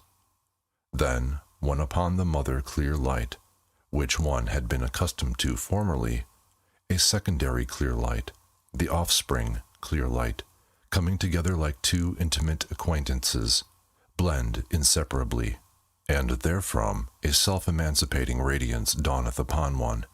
Through self-enlightenment and self-knowledge one is liberated. The 13th day. If this setting face-to-face be not obtained, good persons on the path too fall back from here and wander into the samsara. Then the 8 wrathful ones, the Karimas, the Hitatmenmas, having various animal heads, issue from within one's own brain, and come to shine upon one's self. Thereupon the setting face-to-face is, calling the deceased by name, thus: O nobly born, listen undistractedly. On the 13th day from the eastern quarter of thy brain, the 8 Karimas will emanate and come to shine upon thee. Fear that not. From the east of thy brain, the white Karima, holding a human corpse as a club in the right hand, in the left holding a skull bowl filled with blood, will come to shine upon thee. Fear not. From the south, the yellow Tsarima, holding a bow and arrow, ready to shoot. From the west, the red Prahoma, holding a Makara banner. From the north, the black Pitali, holding a dorje and a blood-filled skull bowl. From the southeast, the red Bukas, holding intestines in the right hand, and with the left putting them to her mouth. From the southwest, the dark green Gasmari, the left hand holding a blood-filled skull bowl, with the right stirring it with a dorje, and she then drinking it with majestic relish. From the northwest, the yellowish-white Sandal, tearing asunder a head from a corpse, the right hand holding a heart, the left putting the corpse to the mouth, and she then eating thereof. From the northeast, the dark blue Smasha, tearing asunder a head from a corpse and eating thereof. These, the 8 Karimas of the abodes, or 8 directions, also come to shine upon thee, surrounding the 5 blood-drinking fathers. Yet be not afraid. O nobly born, from the circle outside of them, the 8 Hitamenmas of the 8 regions of the brain will come to shine upon thee. From the east, the dark brown lion-headed one, the hands crossed on the breast, and in the mouth holding a corpse, and shaking the mane. From the south, the red tiger-headed one, the hands crossed downwards, grinning and showing the fangs, and looking on with protruding eyes. From the west, the black fox-headed one, the right hand holding a shaving knife, the left holding an intestine, and she eating and licking the blood therefrom. From the north, the dark blue wolf-headed one, the 2 hands tearing open a corpse and looking on with protruding eyes. From the southeast, the yellowish-white vulture-headed one, bearing a gigantic human-shaped corpse on the shoulder and holding a skeleton in the hand. From the southwest, the dark red cemetery bird-headed one, carrying a gigantic corpse on the shoulder, From the northwest, the black crow-headed one, the left hand holding a skull bowl, the right holding a sword, and she eating heart and lungs. From the northeast, the dark blue owl-headed one, holding a dorje in the right hand and holding a skull bowl in the left, and eating. These 8 Hitamenmas of the 8 regions, likewise surrounding the blood-drinking fathers, and issuing from within thy brain, come to shine upon thee. Fear that not. Know them to be the thought forms of thine own intellectual faculties. The 14th day. O nobly born, on the 14th day, the 4 female doorkeepers, also issuing from within thine own brain, will come to shine upon thee. Again, recognize. From the east quarter of thy brain will come to shine the white tiger-headed, goad-holding goddess, bearing a blood-filled skull bowl in her left hand. From the south, the yellow sow-headed, noose-holding goddess. From the west, the red lion-headed, iron chain-holding goddess. And from the north, the green serpent-headed, bell-holding goddess. Thus issue the 4 female doorkeepers, also from within thine own brain, and come to shine upon thee as tutelary deities. Recognize them. O nobly born, on the outer circle of these 30 wrathful deities, Herukas, the 28 various-headed, mighty goddesses, bearing various weapons, issuing from within thine own brain, will come to shine upon thee. Fear that not. Recognize whatever shineth to be the thought forms of thine own intellectual faculties. At this vitally important time, recollect the select teachings of the Guru. O nobly born, there will dawn from the east the dark brown yak-headed Rakshasa goddess holding a dorje and a skull, and the reddish-yellow serpent-headed Brahma goddess holding a lotus in her hand, and the greenish-black leopard-headed great goddess holding a trident in her hand, and the blue monkey-headed goddess of inquisitiveness holding a wheel, and the red snow-bear-headed virgin goddess bearing a short spear in the hand, and the white bear-headed Indra goddess holding an intestine noose in the hand. These, the 6 yoginis of the east issuing from within the eastern quarter of thine own brain, will come to shine upon thee. Fear that not.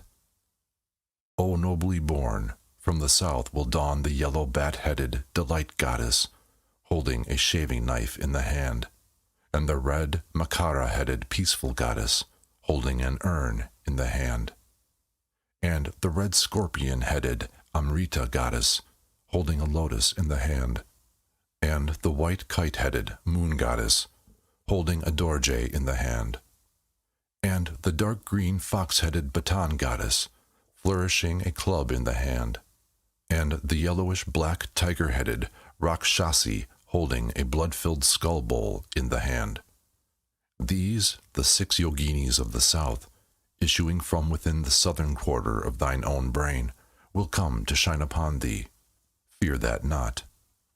O nobly born, from the west will dawn the greenish-black vulture-headed eater goddess, holding a baton in the hand, and the red horse-headed delight goddess, holding a huge trunk of a corpse, and the white eagle-headed mighty goddess, holding a club in the hand, and the yellow dog-headed Rakshasi, holding a dorje in the hand, and a shaving knife, and cutting with this, and the red hoopoe-headed desire goddess, holding a bow and arrow in the hand aimed, and the green stag-headed wealth guardian goddess, holding an urn in the hand. These, the 6 yoginis of the west, issuing from within the western quarter of thine own brain, will come to shine upon thee. Fear that not. O nobly born, from the north will dawn the blue wolf-headed wind goddess, waving a pennant in the hand, and the red ibex-headed woman goddess, holding a pointed stake in the hand, and the black sow-headed sow goddess, holding a noose of fangs in the hand, and the red crow-headed thunderbolt goddess, holding an infant corpse in the hand, and the greenish-black elephant-headed, big-nosed goddess, holding in the hand a big corpse and drinking blood from a skull, and the blue serpent-headed water goddess, holding in the hand a serpent noose. These, the 6 yoginis of the north, issuing from within the northern quarter of thine own brain, will come to shine upon thee. Fear that not. O nobly born, the 4 yoginis of the door, issuing from within the brain, will come to shine upon thee. From the east, the black cuckoo-headed mystic goddess, holding an iron hook in the hand. From the south, the yellow goat-headed mystic goddess, holding a noose in the hand. From the west, the red lion-headed mystic goddess, holding an iron chain in the hand. And from the north, the greenish-black serpent-headed mystic goddess. These, the 4 doorkeeping yoginis, issuing from within the brain, will come to shine upon thee. Since these 28 mighty goddesses emanate from the bodily powers of Ratnasambhava, he of the 6 Haruka deities recognized them. O nobly born, the peaceful deities emanate from the voidness of the Dharmakaya. Recognize them. From the radiance of the Dharmakaya emanate the wrathful deities. Recognize them. At this time, when the 58 blood-drinking deities emanating from thine own brain come to shine upon thee, if thou knowest them to be the radiances of thine own intellect, thou wilt merge in the state of at-one-ment into the body of the blood-drinking ones, there and then, and obtain Buddhahood. O nobly born, by not recognizing now, and by fleeing from the deities out of fear, again sufferings will come to overpower thee. If this be not known, fear being begotten of the blood-drinking deities, one is awed and terrified, and fainteth away. One's own thought forms turn into illusory appearances, and one wandereth into the samsara. If one be not awed and terrified, one will not wander into the samsara. Furthermore, the bodies of the largest of the peaceful and wrathful deities are equal in vastness to the limits of the heavens, the intermediate as big as Mount Meru, the smallest equal to 18 bodies, such as thine own body, set one upon another. Be not terrified at that. Be not awed. If all existing phenomena shining forth as divine shapes and radiances be recognized to be the emanations of one's own intellect, Buddhahood will be obtained at that very instant of recognition. The saying, Buddhahood will be obtained in a moment of time, is that which applieth now. Bearing this in mind, one will obtain Buddhahood by merging in at-one-ment into radiances and the kayas.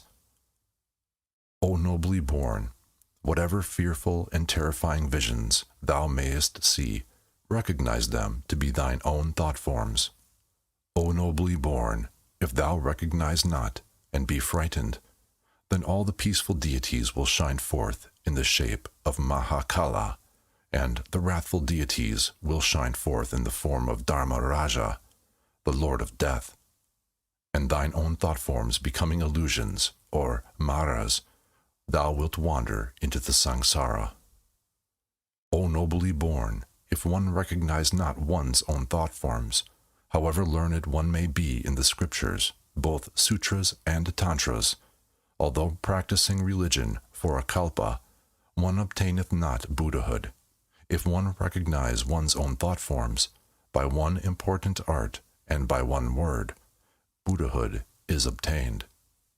If one's thought forms be not recognized as soon as one dieth, the shapes of Dharmaraja, the Lord of Death, will shine forth on the Choniad Bardo, the largest of the bodies of the Dharmaraja, the Lord of Death, equaling the heavens in vastness, the intermediate, Mount Meru, the smallest, 18 times one's own body, will come filling the world systems.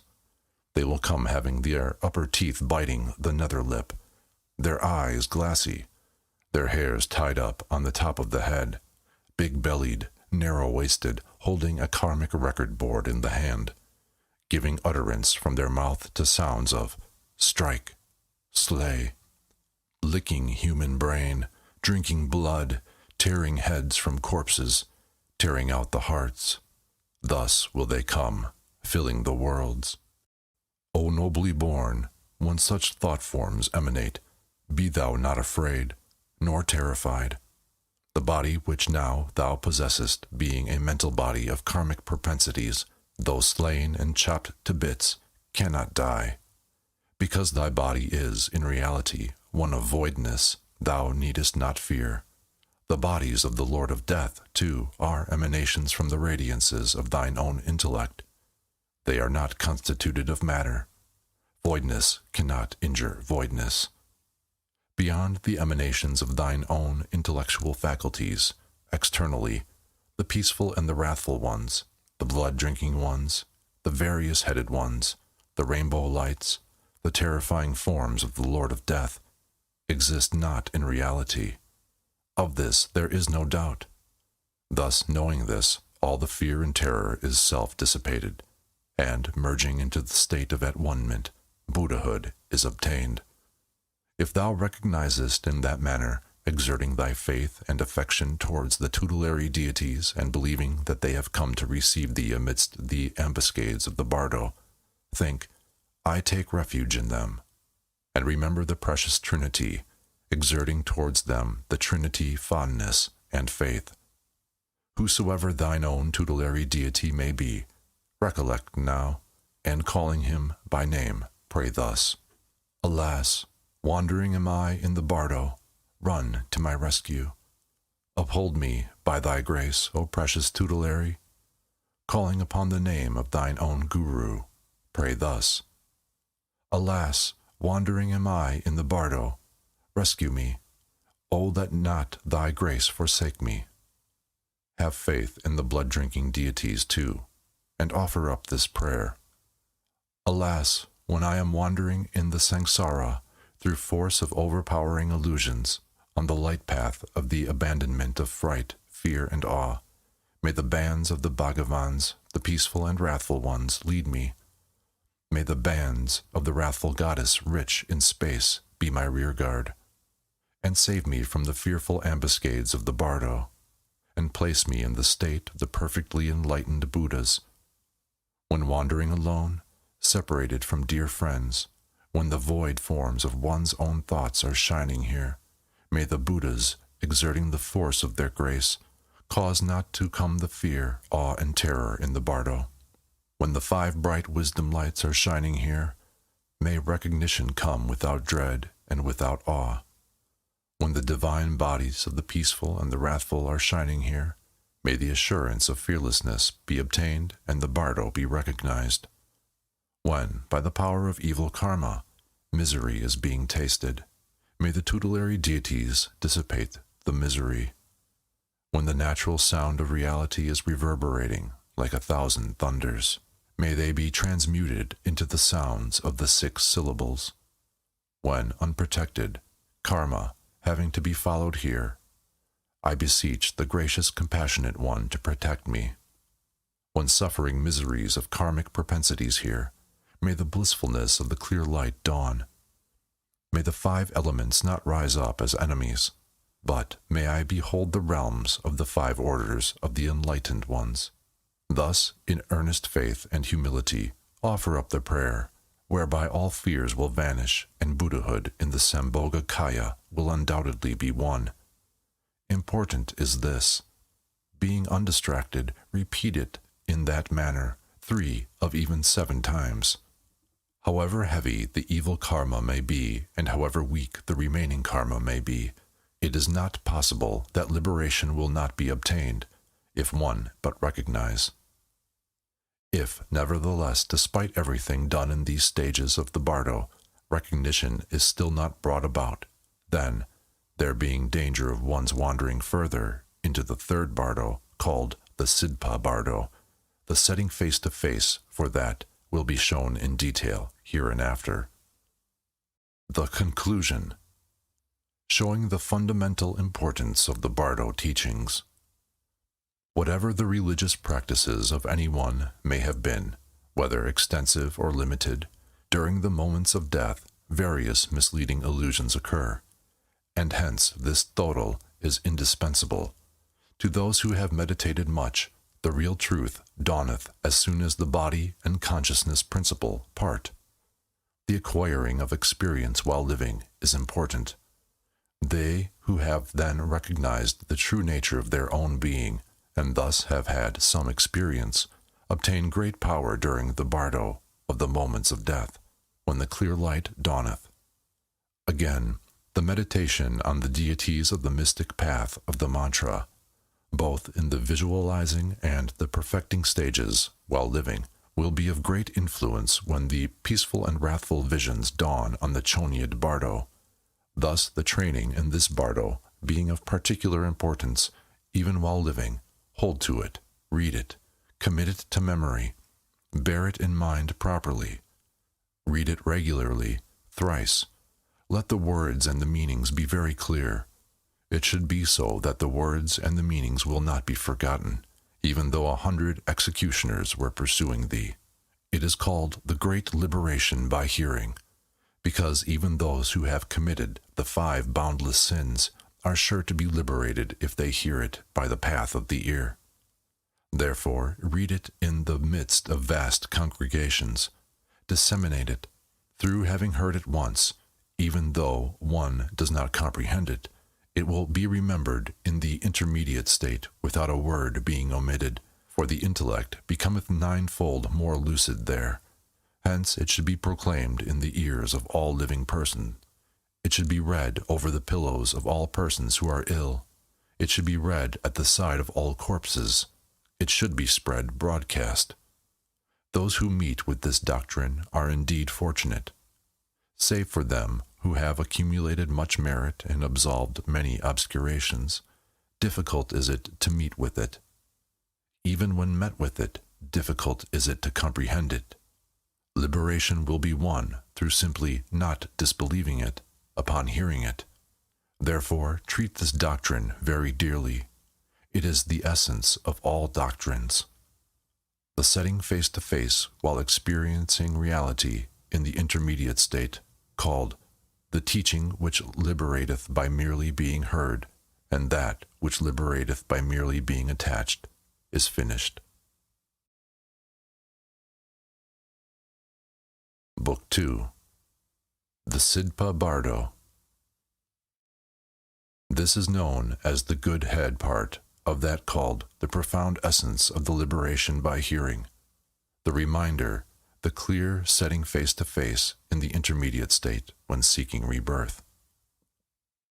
The obeisances. To the assembled deities, to the tutelaries, to the gurus, humbly is the obeisance paid.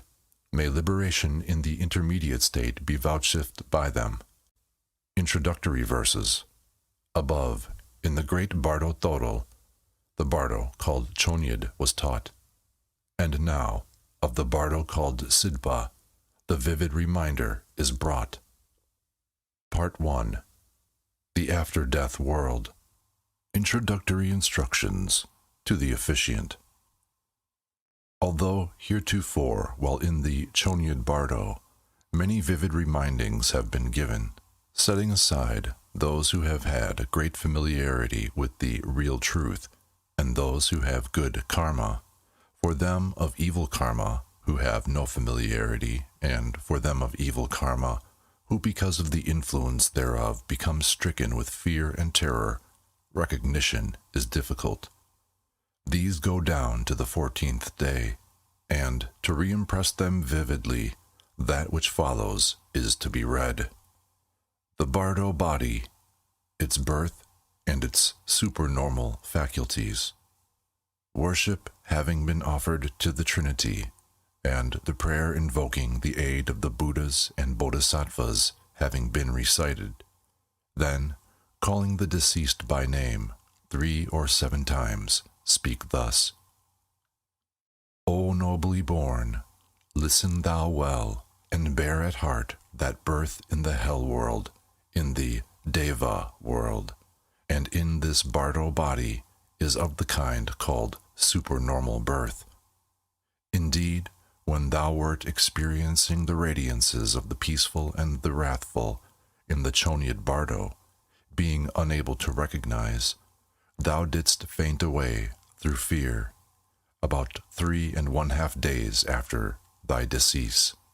And then, when thou wert recovered from the swoon, thy knower must have risen up in its primordial condition, and a radiant body, resembling the former body, must have sprung forth, as the Tantra says, having a body seemingly fleshly, resembling the former, and that to be produced, endowed with all sense faculties and power of unimpeded motion, possessing karmic, miraculous powers, visible to pure celestial eyes of bardo beings of like nature.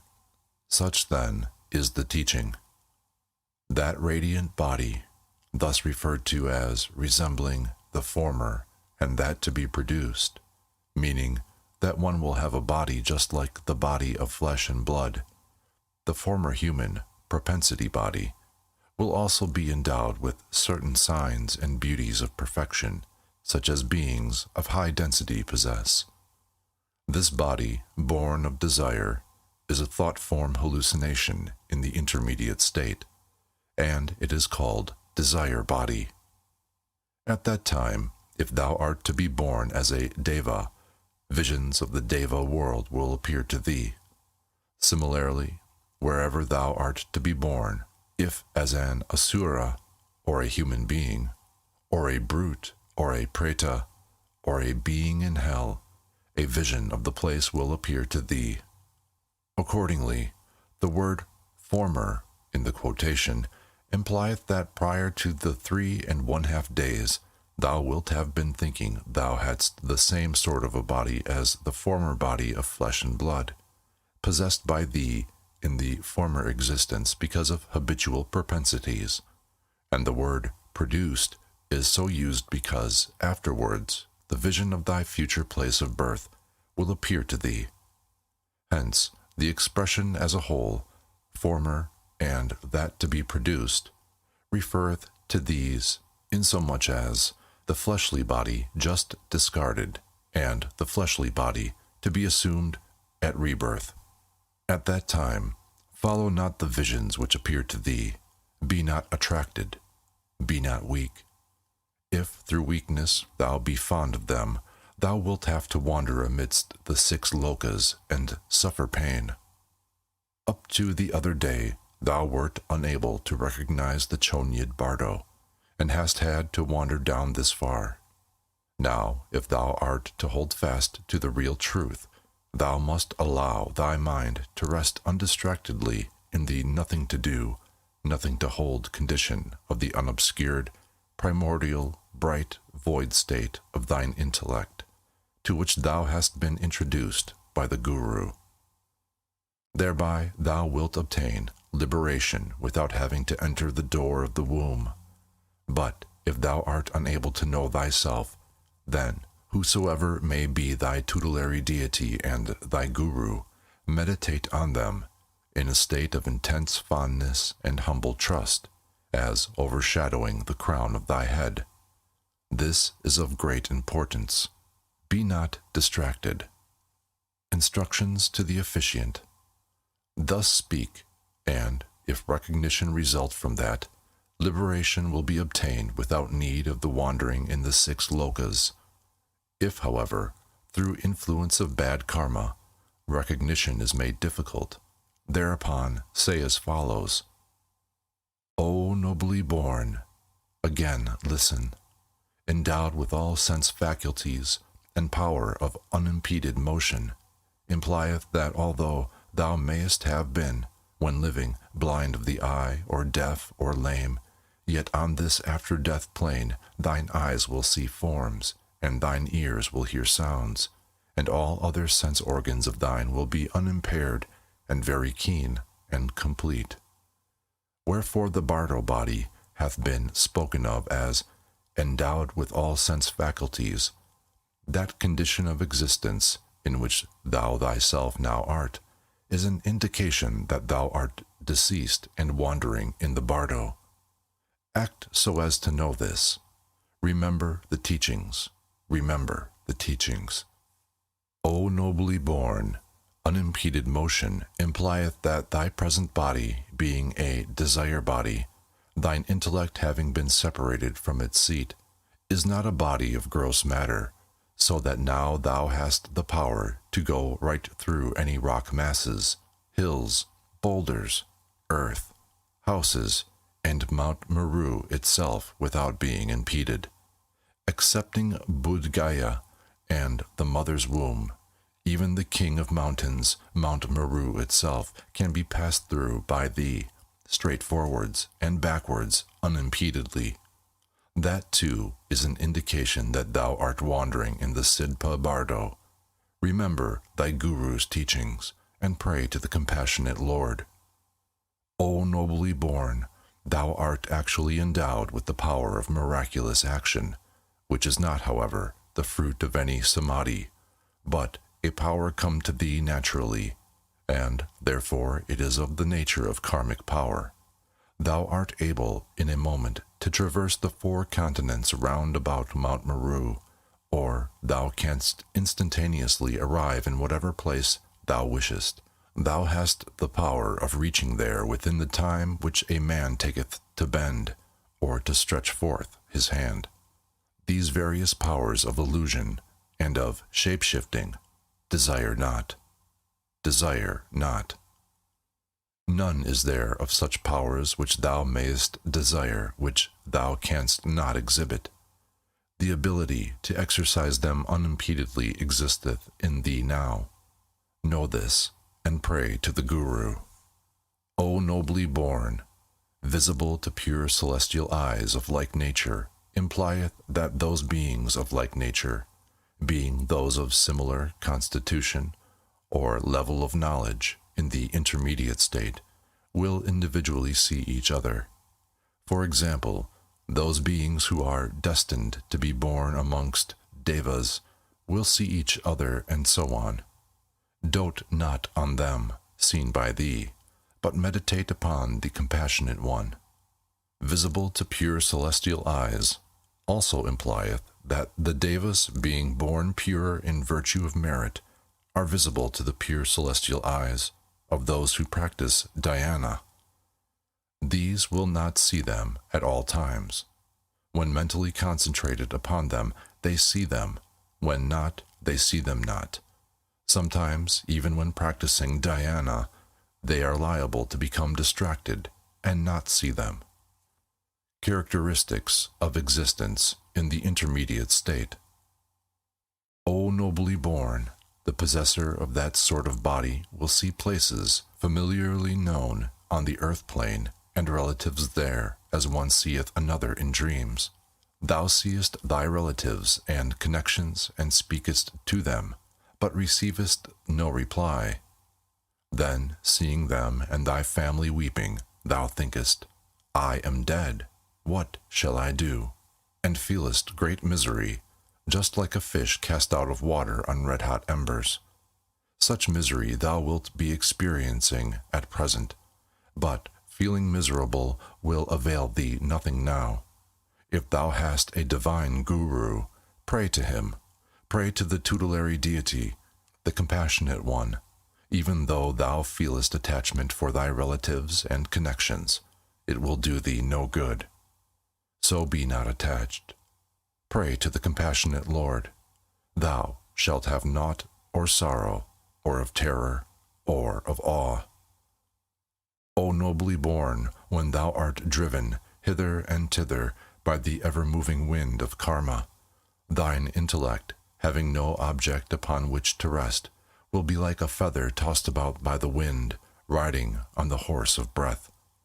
Ceaselessly and involuntarily wilt thou be wandering about. To all those who are weeping, thou wilt say, Here I am, weep not. But they, not hearing thee, thou wilt think, I am dead. And again, at that time thou wilt be feeling very miserable. Be not miserable in that way. There will be a gray twilight-like light, both by night and by day, and at all times. In that kind of intermediate state thou wilt be either for 1, 2, 3, 4, 5, 6, or 7 weeks until the 49th day. It hath been said that ordinarily the miseries of the Sidpa Bardo are experienced for about 22 days, but because of the determining influence of karma, a fixed period is not assured. O nobly born, at about that time, the fierce wind of karma, terrific and hard to endure, will drive thee onwards, from behind in dreadful gusts. Fear it not. That is thine own illusion. Thick, awesome darkness will appear in front of thee continually, from the midst of which there will come such terror-producing utterances as strike, slay, and similar threats. Fear these not. In other cases, of persons of much evil karma, karmically produced flesh-eating rakshasas, or demons, bearing various weapons will utter, strike, slay, and so on, making a frightful tumult. They will come upon one, as if competing amongst themselves as to which of them should get a hold of one. Apparitional illusions, too, of being pursued by various terrible beasts of prey will dawn.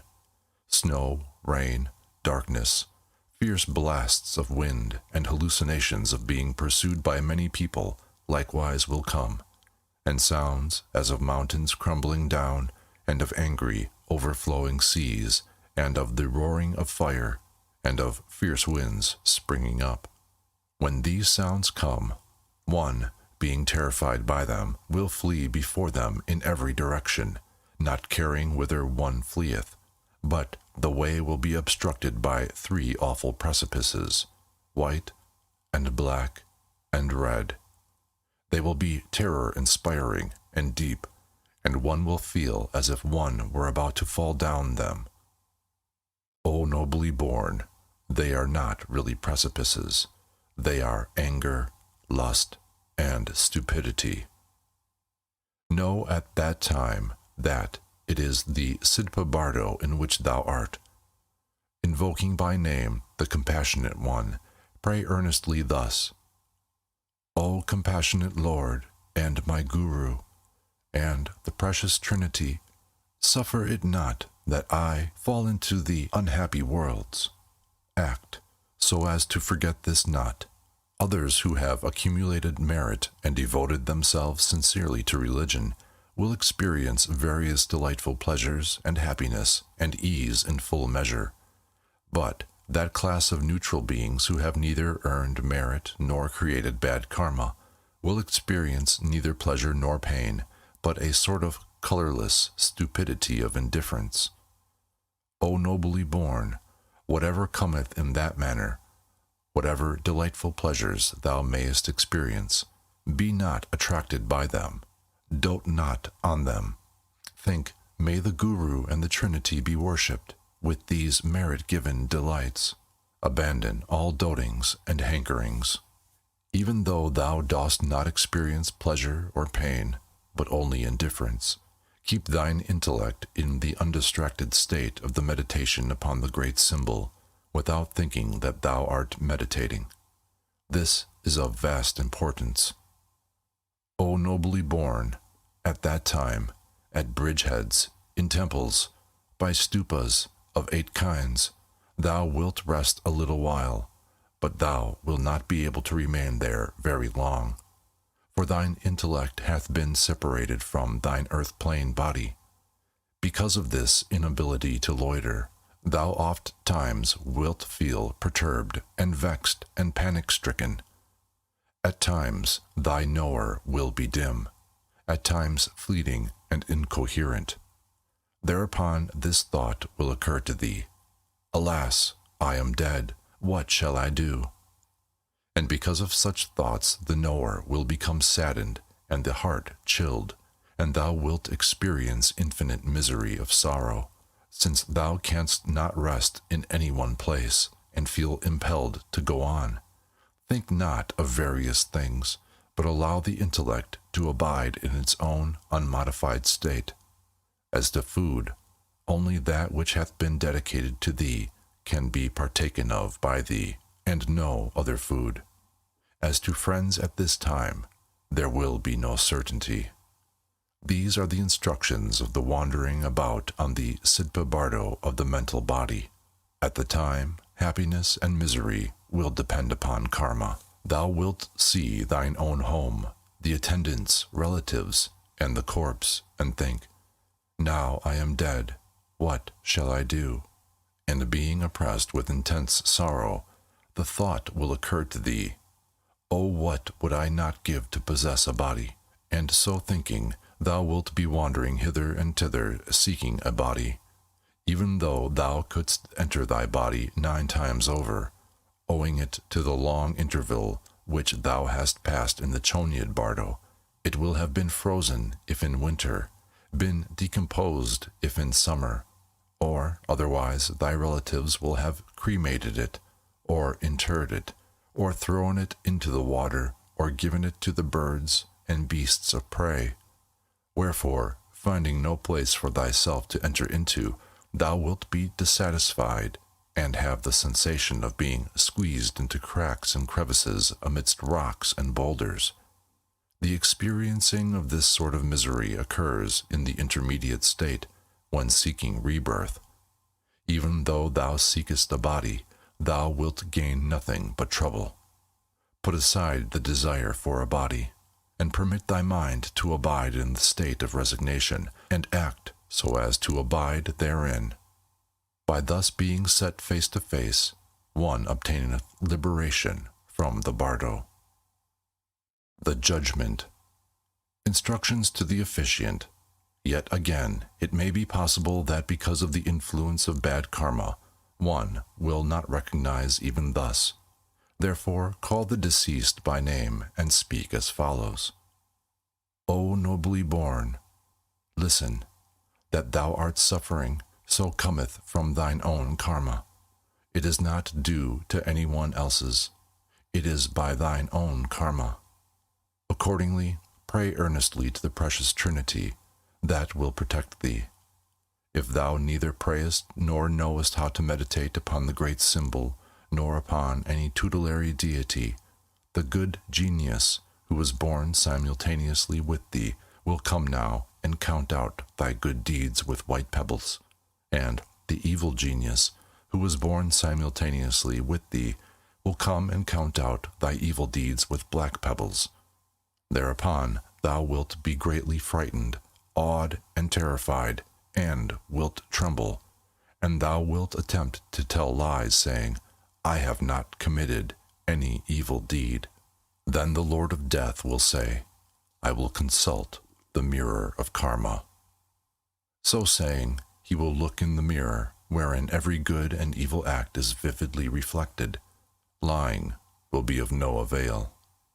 Then, when one of the executive furies of the Lord of Death will place around thy neck a rope and drag thee along, he will cut off thy head, extract thy heart, pull out thy intestines, lick up thy brain, drink thy blood, eat thy flesh, and gnaw thy bones. But thou wilt be incapable of dying. Although the body be hacked to pieces, it will revive again. The repeated hacking will cause intense pain and torture. Even at the time that the pebbles are being counted out, be not frightened nor terrified. Tell no lies, and fear not the Lord of Death. Thy body, being a mental body, is incapable of dying, even though beheaded and quartered. In reality, thy body is of the nature of voidness. Thou needst not be afraid. The lords of death are thine own hallucinations. Thy desire body is a body of propensities and void. Voidness cannot injure voidness. The qualityless cannot injure the qualityless. Apart from one's own hallucinations, in reality there are no such things existing outside of oneself as Lord of Death, or God, or demon, or the bull-headed spirit of death. Act so as to recognize this. At this time, act so as to recognize that thou art in the bardo. Meditate upon the samadhi of the great symbol. If thou dost not know how to meditate, Then merely analyze with care the real nature of that which is frightening thee. In reality, it is not formed into anything, but is a voidness, which is the Dharmakaya. That voidness is not of the nature of the voidness of nothingness, but a voidness at the true nature of which thou feelest awed, and before which thine intellect shineth clearly and more lucidly. That is the state of mind of the Sambhogakaya. In that state wherein thou art existing, there is being experienced by thee an unbearable intensity, voidness and brightness inseparable, the voidness bright by nature, and the brightness by nature void, and the brightness inseparable from the voidness, a state of the primordial or unmodified intellect, which is the Adhikaya, and the power of this, shining unobstructedly, will radiate everywhere. It is the Nirmanakaya. O nobly born, listen unto me undistractedly. By merely recognizing the four kayas, thou art certain to obtain perfect emancipation in any of them. Be not distracted. The line of demarcation between Buddhas and sentient beings lieth herein. This moment is one of great importance. If thou shouldst be distracted now, it will require innumerable aeons of time for thee to come out of the quagmire of misery. A saying, the truth of which is applicable, is, in a moment of time, a marked differentiation is created. In a moment of time, perfect enlightenment is obtained. Till the moment which hath just passed, all this bardo hath been dawning upon thee, and yet thou hast not recognized, because of being distracted. On this account thou hast experienced all the fear and terror. Shouldst thou become distracted now, the cords of divine compassion of the compassionate eyes will break, and thou wilt go into the place from which there is no immediate liberation. Therefore be careful. Even though thou hast not recognized ere this, despite thus being set face to face, thou wilt recognize and obtain liberation here. Instructions to the officiant. If it be an illiterate boor who knoweth not how to meditate, then say this: O nobly born, if thou knowest not how thus to meditate, act so as to remember the Compassionate One, and the Sangha, the Dharma, and the Buddha, and pray. Think of all these fears and terrifying apparitions as being thine own tutelary deity, or as the Compassionate One. Bring to thy recollection the mystic name that hath been given thee at the time of thy sacred initiation, when thou wert a human being, and the name of thy Guru, and tell them to the righteous King of the Lords of Death. Even though thou fallest down precipices, thou wilt not be hurt. Avoid awe and terror. The all-determining influence of thought.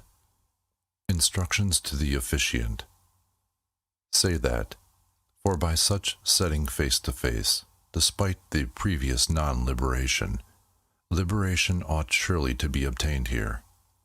Possible, however, liberation may not be obtained even after that setting face to face, an earnest and continued application being essential.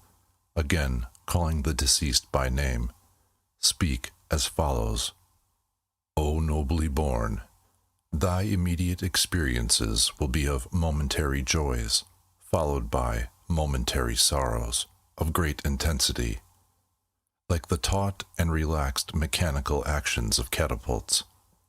Be not in the least attached to the joys, nor displeased by the sorrows of that. If thou art to be born on a higher plane, the vision of that higher plane will be dawning upon thee. Thy living relatives may, by way of dedication for the benefit of the deceased, be sacrificing many animals and performing religious ceremonies and giving alms. Thou, because of thy vision not being purified, mayest be inclined to grow very angry at their actions, and bring about, at this moment, thy birth in hell. Whatever those left behind thee may be doing, act thou so that no angry thought can arise in thee, and meditate upon love for them. Furthermore, even if thou feelest attached to the worldly goods thou hast left behind, or because of seeing such worldly goods of thine in the possession of other people and being enjoyed by them, thou shouldst feel attached to them through weakness, or feel angry with thy successors, that feeling will affect the psychological moment in such a way that, even though thou wert destined to be born on higher and happier planes, thou wilt be obliged to be born in hell, or in the world of pretas, or unhappy ghosts. On the other hand, even if thou art attached to worldly goods left behind, thou wilt not be able to possess them, and they will be of no use to thee. Therefore abandon weakness and attachment for them. Cast them away wholly. Renounce them from thy heart. No matter who may be enjoying thy worldly goods, have no feeling of miserliness, but be prepared to renounce them willingly. Think that thou art offering them to the precious Trinity and to thy Guru, and abide in the feeling of unattachment, devoid of weakness, of desire. Again, when any recitation of the Kamkani mantra is being made on thy behalf as a funeral rite, or when any rite for the absolving of bad karma liable to bring about thy birth in lower regions is being performed for thee, the sight there being conducted in an incorrect way, mixed up with sleep and distraction, and non-observance of the vows and lack of purity on part of any officiant, and such things indicating levity, all of which thou wilt be able to see because thou art endowed with limited karmic power of prescience. Thou mayest feel lack of faith and entire disbelief in thy religion. Thou wilt be able to apprehend any fear and fright, any black actions, irreligious conduct, and incorrectly recited rituals. In thy mind thou mayest think, alas, thy are indeed playing me false. Thinking thus, thou wilt be extremely depressed, and, through great resentment, thou wilt acquire disbelief and loss of faith, instead of affection and humble trustfulness. This affecting the psychological moment, thou wilt be certain to be born in one of the miserable states. Such thought will not only be of no use to thee, but will do thee great harm. However incorrect the ritual and improper the conduct of the priests performing thy funeral rites, think, what? Mine own thoughts must be impure. How can it be possible that the words of the Buddha should be incorrect? It is like the reflection of the blemishes on mine own face which I see in a mirror. Mine own thoughts must indeed be impure.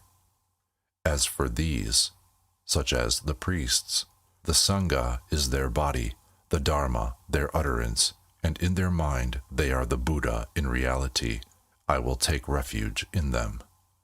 Thus thinking, put thy trust in them and exercise sincere love towards them. Then whatever is done for thee by those left behind will truly tend to thy benefit. Therefore, the exercise of that love is of much importance. Do not forget this. Again, even if thou wert to be born in one of the miserable states, and the light of that miserable state shone upon thee, yet by thy successors and relatives performing white religious rites, unmixed with evil actions, and the abbots and learned priests devoting themselves, body, speech, and mind, to the performance of the correct meritorious rituals, the delight from thy feeling greatly cheered at seeing them will, by its own virtue, so affect the psychological moment that even though thou deservest a birth in the unhappy states, there will be brought about thy birth on a higher and happier plane.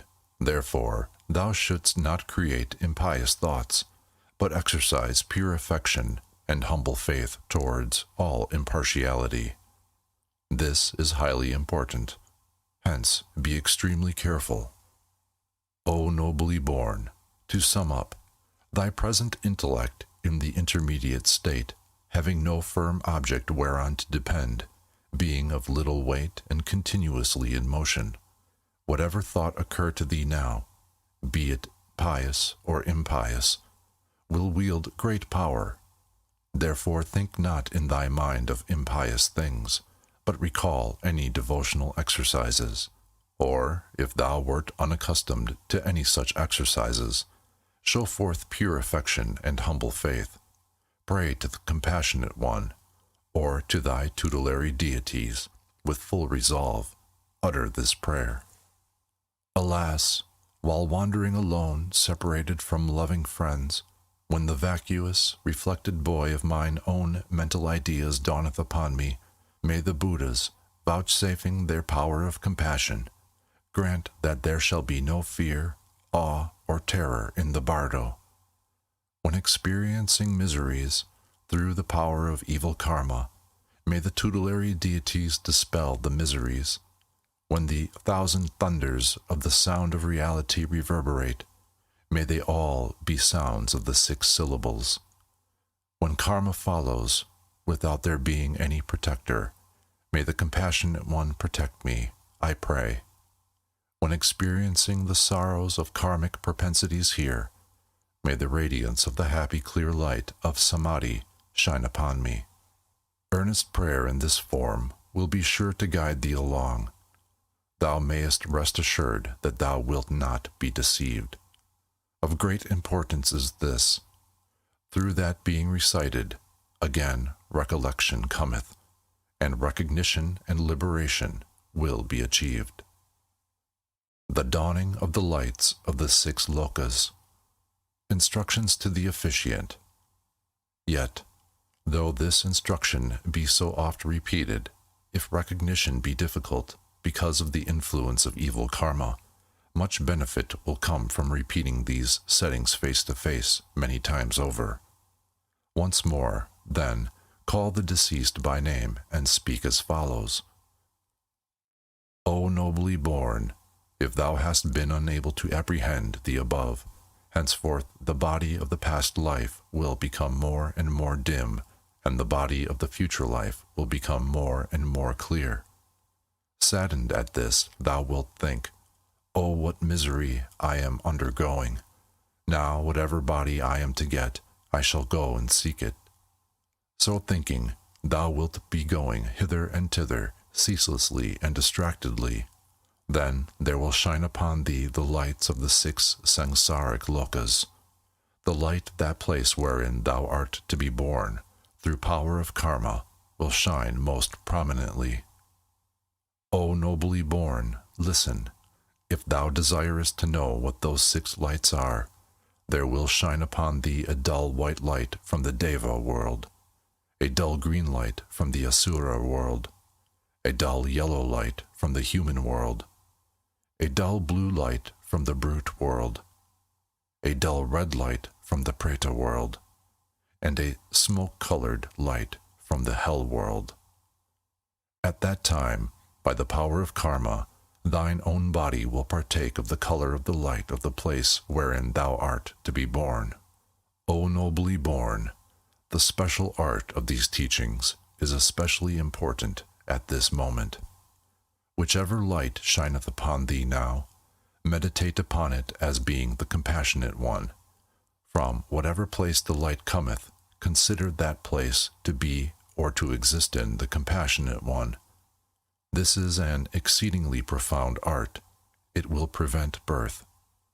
Or whosoever thy tutelary deity may be, meditate upon the form for much time, as being apparent yet non-existent in reality, like a form produced by a magician.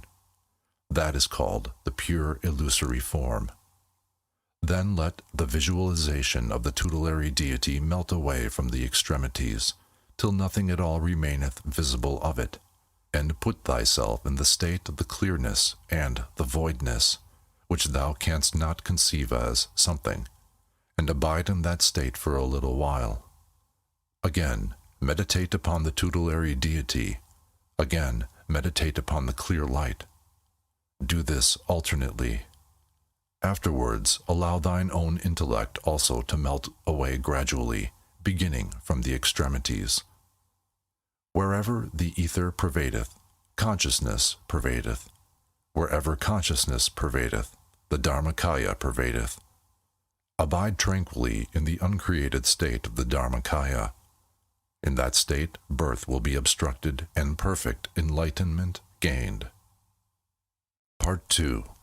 The process of rebirth, the closing of the door of the womb. Instructions to the officiant. Again, if through great weakness in devotions and lack of familiarity one be not able to understand, illusion may overcome one, and one will wander to the doors of wombs. The instruction for the closing of the womb doors becometh very important. Call the deceased by name, and say thus: O nobly born, if thou hast not understood the above at this moment, through the influence of karma, thou wilt have the impression that thou art either ascending or moving along on a level, or going downwards. Thereupon, meditate upon the compassionate one. Remember, then, as said above, gusts of wind and icy blasts, hailstorms and darkness, and impression of being pursued by many people will come upon thee. On fleeing from these hallucinations, those who are unendowed with meritorious karma will have the impression of fleeing into places of misery. Those who are endowed with meritorious karma will have the impression of arriving in places of happiness. Thereupon, O nobly born, in whatever continent or place thou art to be born, the signs of that birthplace will shine upon thee then. For this moment there are several vital profound teachings. Listen undistractedly.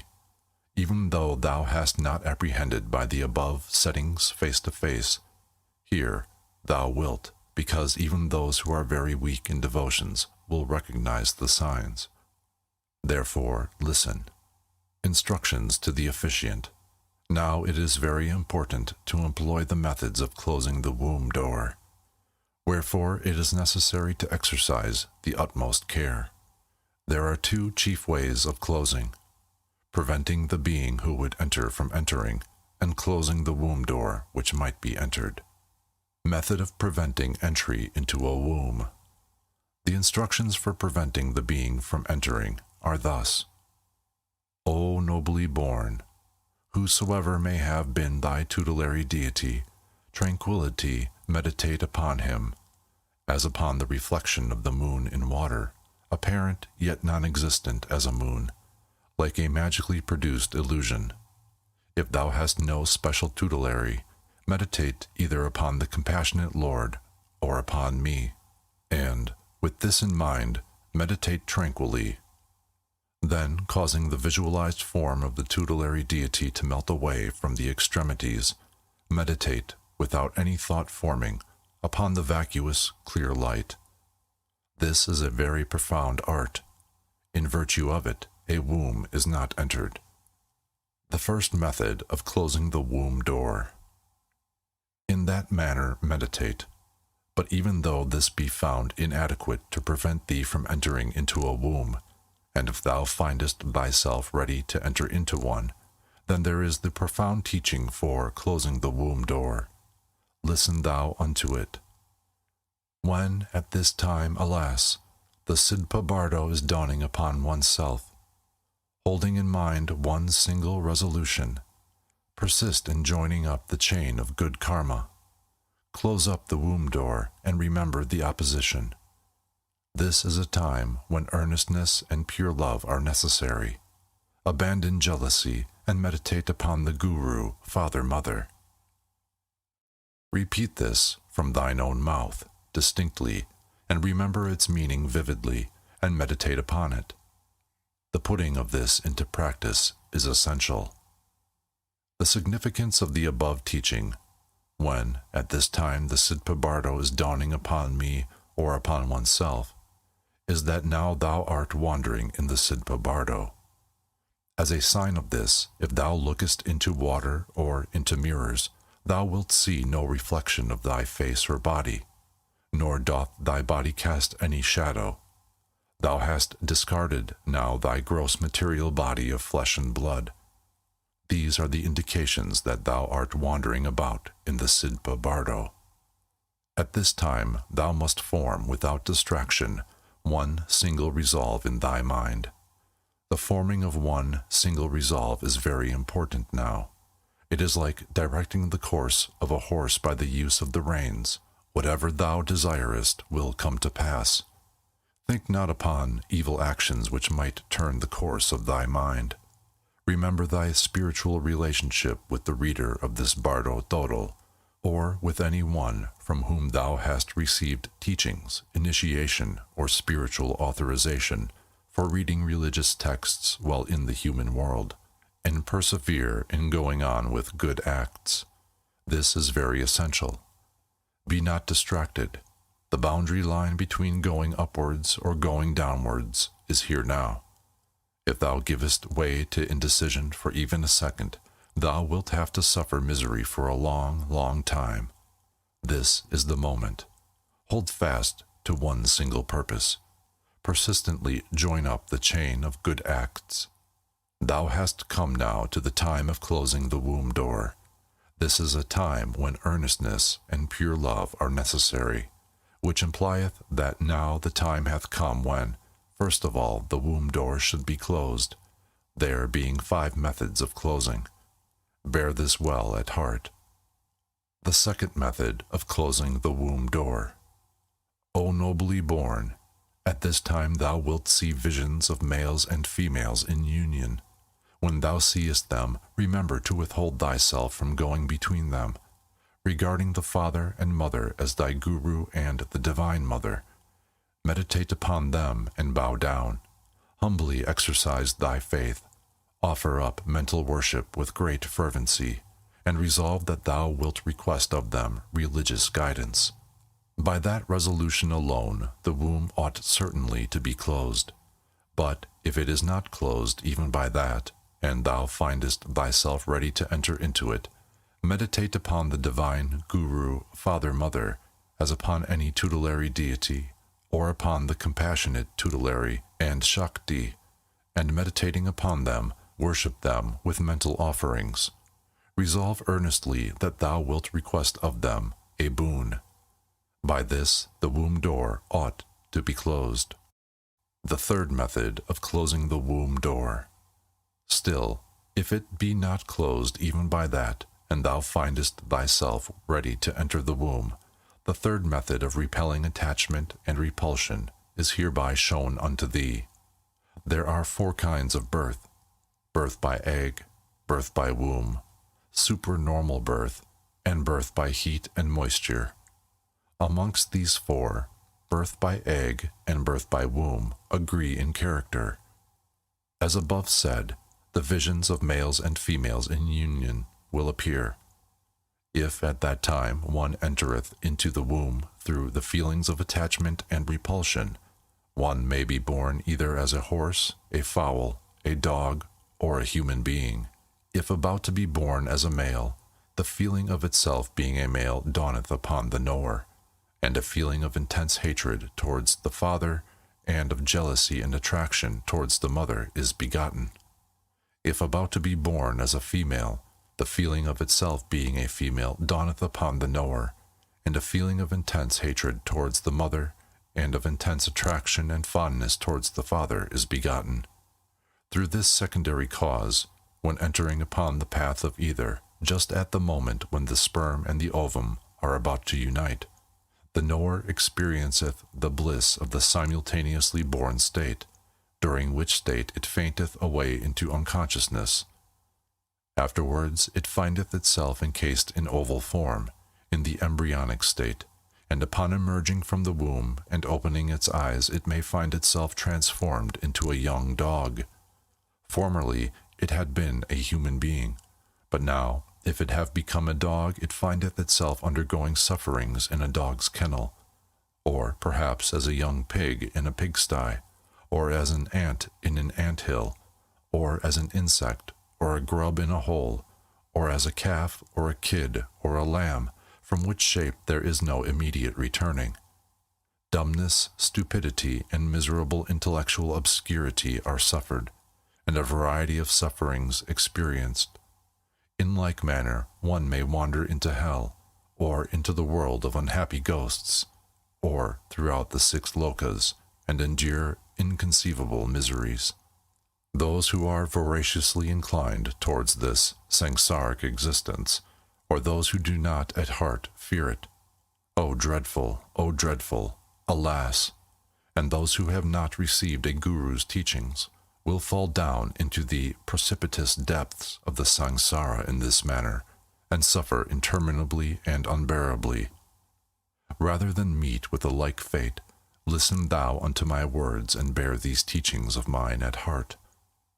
Reject the feelings of attraction or repulsion, and remember one method of closing the womb door, which I am going to show thee. Close the womb door and remember the opposition. This is the time when great earnestness and pure love are necessary. As hath been said, abandon jealousy and meditate upon the Guru, Father, Mother. As above explained, if to be born as a male, attraction towards the mother and repulsion towards the father, and if to be born a female, attraction towards the father and repulsion towards the mother, together with a feeling of jealousy for one or the other which ariseth, will dawn upon thee. For that time there is a profound teaching. O nobly born, when the attraction and repulsion arise, meditate as follows. Alas, what a being of evil karma am I, that I have wandered into the samsara hitherto, hath been owing to attraction and repulsion. If I still go on feeling attraction and repulsion, then I shall wander in endless samsara and suffer in the ocean of misery for a long, long time by sinking therein. Now I must not act through attraction and repulsion. Alas for me, henceforth I will never act through attraction and repulsion. Meditating thus, resolve firmly that thou wilt hold on to that resolution. It hath been said in the Tantras, the door of the womb will be closed up by that alone. O nobly born, be not distracted. Hold thy mind one-pointedly upon that resolution. The 4th method of closing the womb door. Again, even if that doth not close the womb, and one findeth oneself ready to enter the womb, then by means of the teaching called the untrue and the illusory, the womb should be closed. That is to be meditated as follows. O the pair, the father and the mother, the black rain, the storm blasts, the clashing sounds, the terrifying apparitions, and all the phenomena are, in their true nature, illusions. However they may appear, no truth is there in them. All substances are unreal and false. Like dreams and like apparitions are they. They are non-permanent. They have no fixity. What advantage is there in being attached to them? What advantage is there in having fear and terror of them? It is the seeing of the non-existent as the existent. All these are hallucinations of one's own mind. The illusory mind itself doth not exist from eternity. Therefore, where should these external phenomena exist? I, by not having understood these things in that way hitherto, have held the non-existent to be the existent, the unreal to be the real, the illusory to be the actual, and have wandered into the samsara so long.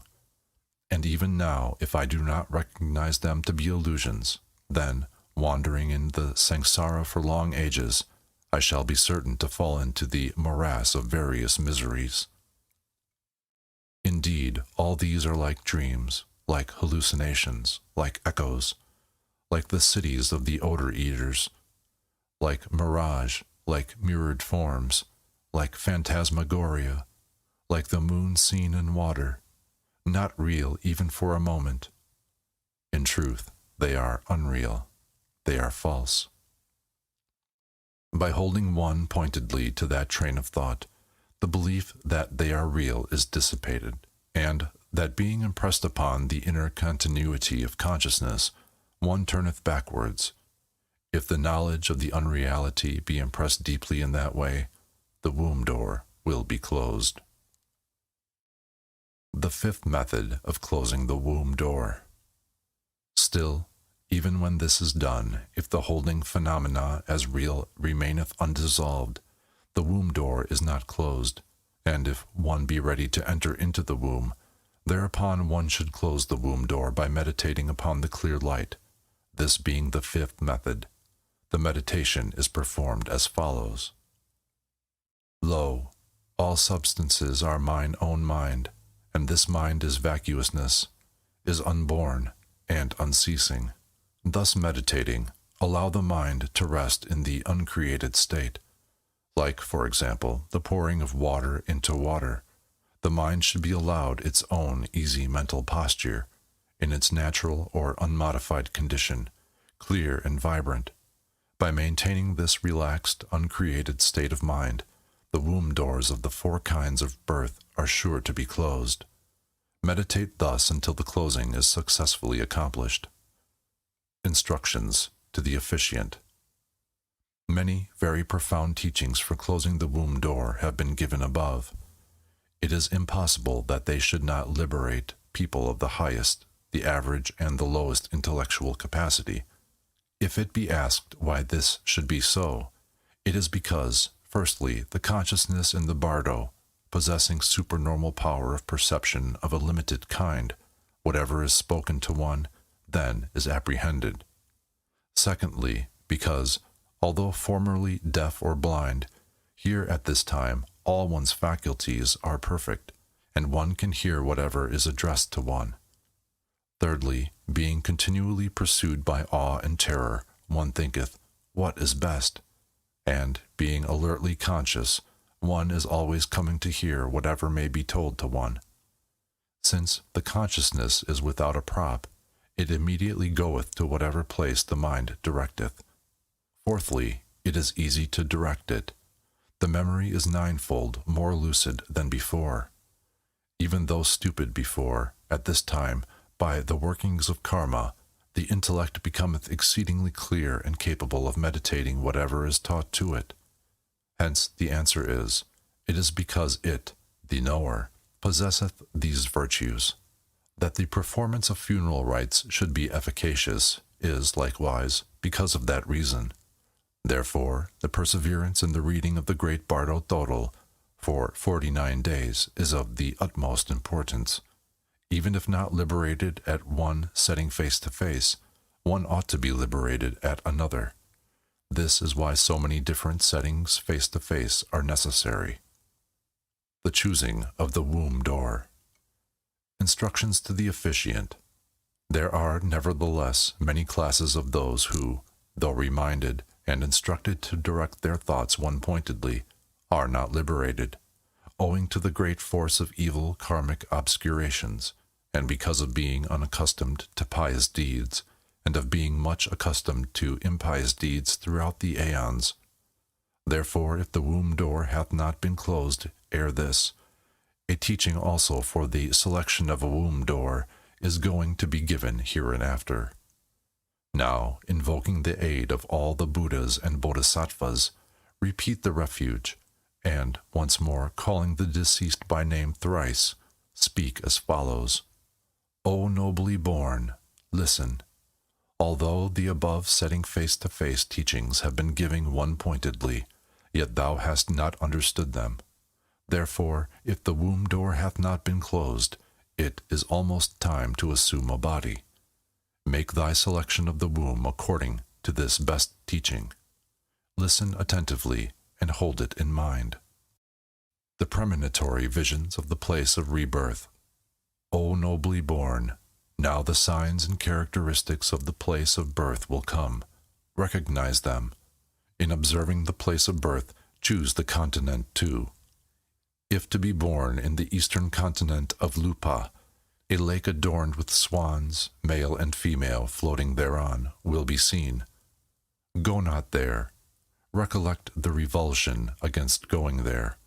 If one goeth there, that continent, though endowed with bliss and ease, is one wherein religion doth not predominate. therefore enter not therein. If to be born in the southern continent of Jambu, grand, delightful mansions will be seen. Enter therein, if one is to enter. If to be born in the western continent of Balang Chod, a lake adorned with horses, male and female, grazing on its shores, will be seen. Go not even there, but return here. Although wealth and abundance are there, that being a land wherein religion doth not prevail, enter not there. If to be born in the northern continent of Daminyan, a lake adorned with male and female cattle, grazing on its shores, or trees round about it, will be seen. Although duration of life and merits are there, yet that continent, too, is one wherein religion doth not predominate. Therefore enter not. These are the premonitory signs or visions of the taking rebirth in those continents. Recognize them. Enter not. If one is to be born as a deva, delightful temples or mansions built of various precious metals also will be seen. One may enter therein, so enter therein. If to be born as an asura, either a charming forest will be seen, or else circles of fire revolving in opposite directions. Recollect the revulsion, and do not enter therein by any means. If to be born amongst beasts, rock caverns and deep holes in the earth, and mist will appear, enter not therein. If to be born amongst pretas, desolate treeless plains and shallow caverns, jungle glades and forest waste will be seen. If one goeth there, taking birth as a preta, one will suffer various pangs of hunger and thirst. Recollect the revulsion, and do not go there by any means. Exert great energy not to enter therein. If to be born in hell, songs like wailings due to evil karma will be heard. One will be compelled to enter therein unresistingly. Lands of gloom, black houses and white houses, and black holes in the earth, and black roads along which one hath to go will appear. If one goeth there, one will enter into hell, and, suffering unbearable pains of heat and cold, one will be very long in getting out of it. Go not there into the midst of that. It hath been said, exert thine energy to the utmost. This is needed now. The protection against the tormenting furies. O nobly born, although one liketh it not, nevertheless, being pursued from behind by karmic tormenting furies, one feeleth compelled involuntarily to go on, and with tormenting furies in the front, and life-cutters as a vanguard leading one, and darkness and karmic tornadoes, and noises and snow and rain and terrifying hailstorms, and whirlwinds of icy blasts occurring, there will arise the thought of fleeing from them. Thereupon, by going to seek refuge because of fear, one beholdeth the aforesaid visions of great mansions, rock caverns, earth caverns, jungles, and lotus blossoms, which close on entering them, and one escapeth by hiding inside one of such places and fearing to come out therefrom, and thinking, to go out is not good now. And fearing to depart therefrom, one will feel greatly attracted to one's place of refuge, which is the womb. Fearful lest, by going out, the awe and terror of the bardo will meet one, and afraid to encounter them if one hid oneself within the place or womb chosen, one will thereby assume a very undesirable body, and suffer various sufferings. That condition is an indication that evil spirits and rakshasas, or demons, are interfering with one. For this time there is a profound teaching. Listen and heed it. At that time, when the tormenting furies will be in pursuit of thee, and when awe and terror will be occurring, instantaneously visualize either the Supreme Haruka, or Hayagriva, or Varhapani, or any other tutelary deity if thou hast such, perfect of form, huge of body, of massive limbs, wrathful and terrifying in appearance, capable of reducing to dust all mischievous spirits. Visualize it instantaneously. The gift waves and the power of its grace will separate thee from the tormenting furies, and thou wilt obtain the power to select the womb door.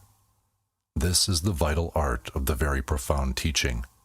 Therefore, bear it thoroughly well in mind. O nobly born, the dhyani, or other deities, are born of the power of samadhi, or meditation.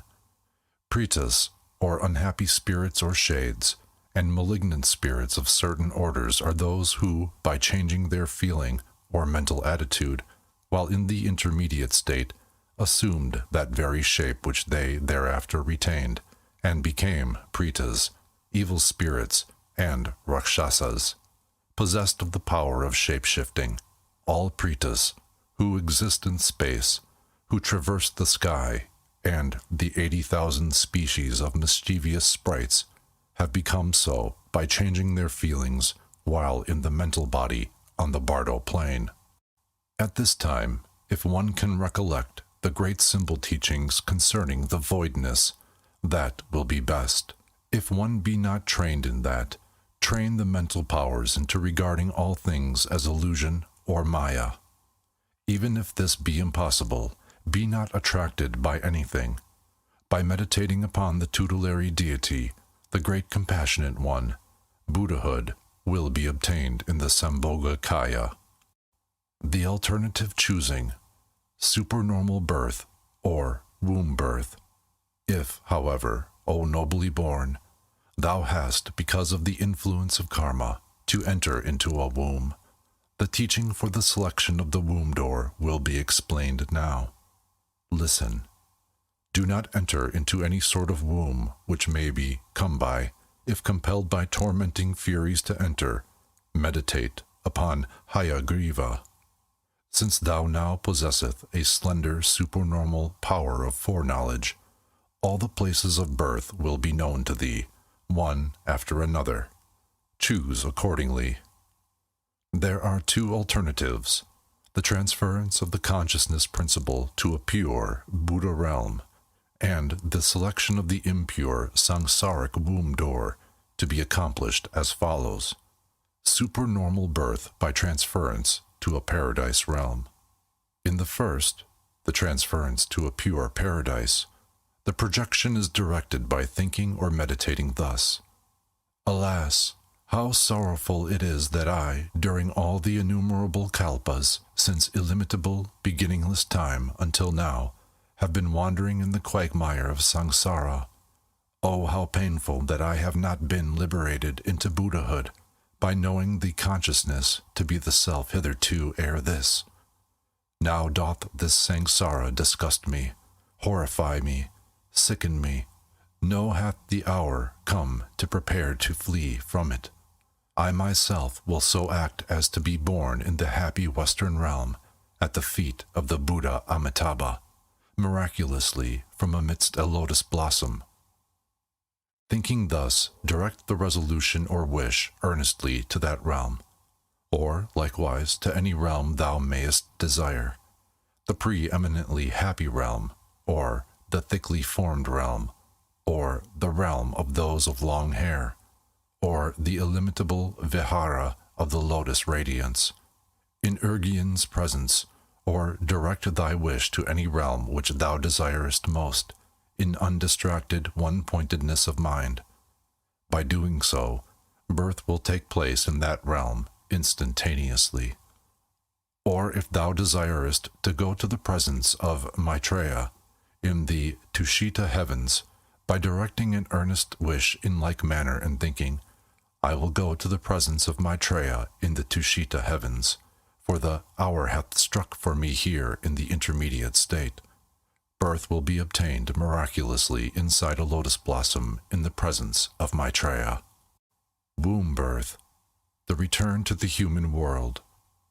If, however, such a supernormal birth be not possible, and one delighteth in entering a womb, or hath to enter, there is a teaching for the selection of the womb door of impure samsara. Listen. looking with thy supernormal power of foresight over the continents, as above, choose that in which religion prevaileth, and enter therein. If birth is to be obtained over a heap of impurities, a sensation that is sweet-smelling will attract one towards that impure mass, and birth will be obtained thereby. Whatsoever they, the wombs or visions, may appear to be, do not regard them as they are or seem, and by not being attracted or repelled, a good womb should be chosen.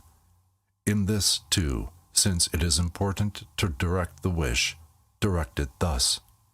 Ah, I ought to take birth as a universal emperor, or as a Brahmin, like a great sal tree, or as the son of an adept in Siddhic powers, or in a spotless hierarchical line, or in the caste of a man who is filled with religious faith, and, being born so, be endowed with great merit so as to be able to serve all sentient beings. Thinking thus, direct thy wish and enter into the womb. At the same time, emit thy gift waves of grace or goodwill upon the womb which thou art entering, transforming it thereby into a celestial mansion, and believing that the conquerors and their sons, or bodhisattvas, of the 10 directions, and the tutelary deities, especially the great compassionate one, are conferring power thereon. Pray unto them, and enter the womb. In selecting the womb door thus, there is a possibility of error. Through the influence of karma, good wombs may appear bad and bad wombs may appear good. Such error is possible. At that time, too, the art of the teaching being important, thereupon do as follows. Even though a womb may appear good, do not be attracted. If it appear bad, have no repulsion towards it. To be free from repulsion and attraction, or from the wish to take or to avoid, to enter in the mood of complete impartiality, is the most profound of arts. Excepting only for the few who have had some practical experience in psychical development, it is difficult to get rid of the remnants of the disease of evil propensities. Instructions to the officiant. Therefore, if unable to part with the attraction and repulsion, those of the least mentality and of evil karma will be liable to take refuge amongst brutes. The way to repel therefrom is to call the deceased by name again, thus: O nobly born, if thou art not able to rid thyself of attraction and repulsion, and know not the art of selecting the womb door, whichever of the above visions may appear, call up on the precious Trinity and take refuge therein. Pray unto the great compassionate one. Walk with thy head erect. Know thyself in the bardo. Cast away all weakness and attraction towards thy sons and daughters or any relations left behind thee. They can be of no use to thee.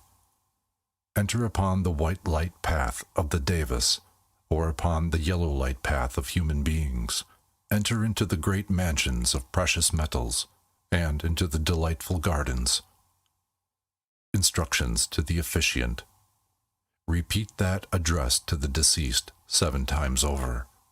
Then there should be offered the invocation of the Buddhas and Bodhisattvas, the path of good wishes giving protection from fears in the bardo, the root words or verses of the bardo, and the rescuer or path of good wishes for saving from the ambuscades or dangerous narrow passageway of the bardo. These are to be read over thrice. The Tadol, which liberateth the body aggregate, should also be read out. Then, the right which conferreth of itself liberation in virtue of propensity should be read too. The general conclusion. By the reading of these properly, those devotees, or yogis, who are advanced in understanding, can make the best use of the transference at the moment of death. They need not traverse the intermediate state, but will depart by the great straight upward path. Others who are a little less practiced in things spiritual, recognizing the clear light in the Chonyad Bardo at the moment of death, will go by the upward course. Those lower than these will be liberated. in accordance with their particular abilities and karmic connections, when one or other of the peaceful and wrathful deities dawneth upon them during the succeeding 2 weeks while in the Chonyad Bardo. There being several turning points, liberation should be obtained at one or other of them through recognizing, but those of very weak karmic connections, whose mass of obscuration is great because of evil actions, have to wander downwards and downwards to the Sidpa Bardo.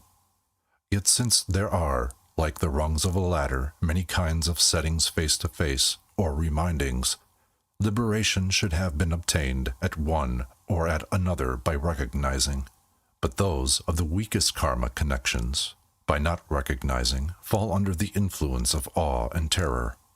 For them, there are various graded teachings for closing the womb door and for selecting the womb door, and, at one or other of these, they should have apprehended the method of visualization and applied the illimitable virtues thereof for exalting one's own condition. Even the lowest of them, resembling the brute order, will have been able, in virtue of the application of the refuge, to turn from entering into misery, and, obtaining the great boon of a perfectly endowed and freed human body, will, in the next birth, meeting with a guru who is a virtuous friend, obtain the saving vows. If this doctrine arrive while one is in the Sidpa Bardo, it will be like the connecting up of good actions, resembling thus the placing of a trough in the break of a broken drain. Such is this teaching. Those of heavy evil karma cannot possibly fail to be liberated by hearing this doctrine and recognizing. If it be asked why, it is because at that time all the peaceful and wrathful deities being present to receive one, and the Maras and the interrupters likewise coming to receive one along with them, the mere hearing of this doctrine then turneth one's views, and liberation is obtained. For there is not flesh and blood body to depend upon, but a mental body, which is easily affected. At whatever distance one may be wandering in the Bardo, one heareth and cometh, for one possesseth the slender sense of supernormal perception and foreknowledge, and, recollecting and apprehending instantaneously, the mind is capable of being changed or influenced. Therefore is it the teaching of great use here. It is like the mechanism of a catapult. It is like the moving of a big wooden beam or log which 100 men cannot carry, but which by being floated upon water can be towed wherever desired in a moment. It is like the controlling of a horse's mouth by means of a bridle. Therefore, going near the body of one who hath passed out of this life, if the body be there, impress this upon the spirit of the deceased vividly again and again, until blood and the yellowish water secretion begin to issue from the nostrils. At that time the corpse should not be disturbed. The rules to be observed for this impressing to be efficacious are: no animal should be slain on account of the deceased, nor should relatives weep or make mournful wailings near the dead body. Let the family perform virtuous deeds as far as possible. In other ways, too, this great doctrine of the Bardo Toro, as well as any other religious texts, may be expounded to the dead or dying. If this doctrine be joined to the end of the guide, and recited along with the guide, it becometh very efficacious. In yet other ways it should be recited as often as possible. The words and meanings should be committed to memory by every one, and, when death is inevitable and the death symptoms are recognized, strength permitting, one should recite it oneself and reflect upon the meanings. If strength doth not permit it, then a friend should read the book and impress it vividly. There is no doubt as to its liberating. The doctrine is one which liberateth by being seen, without need of meditation or of sadhana. This profound teaching liberateth by being heard or by being seen. This profound teaching liberateth those of great evil karma through the secret pathway. One should not forget its meaning and the words, even though pursued by 7 mastiffs. By this select teaching, one obtaineth Buddhahood at the moment of death. Were the Buddhas of the three times, the past, the present, and the future, to seek, they could not find any doctrine transcending this. Thus is completed the profound heart drops of the Bardo doctrine, called the Bardo Toro, which liberateth embodied beings. Here endeth the Tibetan Book of the Dead. The Appendix. In our manuscript, but not in the block print, directly following the text of the Bardo Toro, there are 13 folios of rituals and prayers, or literally, paths of good wishes, which all professional readers of the Bardo Toro must know, usually from memory, and apply as needed, and they are here rendered into English as follows. 1. The invocation of the Buddhas and Bodhisattvas. Instructions to the officiant. The invoking of the Buddhas and Bodhisattvas for assistance, when anyone is dying, is thus. Offer up to the Trinity whatever actual offerings can be offered by the dying person or by his family, together with mentally created offerings, and, holding in the hand sweet-smelling incense, repeat with great fervency the following. O ye Buddhas and Bodhisattvas, abiding in the 10 directions, endowed with great compassion, endowed with foreknowledge, endowed with the divine eye, endowed with love, affording protection to sentient beings, condescend through the power of your great compassion to come hither. Condescend to accept these offerings actually laid out and mentally created. O ye compassionate ones, ye possess the wisdom of understanding, the love of compassion, the power of doing divine deeds and of protecting, in incomprehensible measure. Ye compassionate ones, this person is passing from this world to the world beyond. He is leaving this world. He is taking a great leap. No friends hath he. Misery is great. He is without defenders, without protectors, without forces and kinsmen. The light of this world hath set. He goeth to another place. He entereth thick darkness. He falleth down a steep precipice. He entereth into a jungle solitude. He is pursued by karmic forces. He goeth into the vast silence. He is borne away by the great ocean. He is wafted on the wind of karma. He goeth in the direction where stability existeth not. He is caught by the great conflict. He is obsessed by the great afflicting spirit. He is awed and terrified by the messengers of the Lord of Death. Existing karma putteth him into repeated existence. No strength hath he. He hath come upon a time when he hath to go alone. O ye compassionate ones, defend this person who is defenseless, protect him who is unprotected, be his forces and his kinsmen, protect him from the great gloom of the Bardo, turn him from the red or storm wind of karma, turn him from the great awe and terror of the lords of death, save him from the long narrow passageway of the Bardo. O ye compassionate ones, let not the force of your compassion be weak, but aid him. Let him not go into misery or the miserable states of existence. Forget not your ancient vows, and let not the force of your compassion be weak. O ye Buddhas and Bodhisattvas, let not the might of the method of your compassion be weak towards this one. Catch hold of him with the hook of your grace. Let not the sentient being fall under the power of evil karma. O ye Trinity, protect him from the miseries of the Bardo. Saying this with great humility and faith, let thyself and all others present repeat it thrice. 2. The path of good wishes for saving from dangerous narrow passageway of the Bardo. The path of good wishes for saving from the dangerous narrow passageway of the Bardo is as follows. 1. O ye conquerors and your sons abiding in the 10 directions, O ye ocean-like congregation of the all-good conquerors, the peaceful and the wrathful, O ye gurus and devas, and ye dakinis, the faithful ones, hearken now out of your great love and compassions. Obeisance, O ye assemblage of gurus and dakinis, Out of your great love, lead us along the path. 2.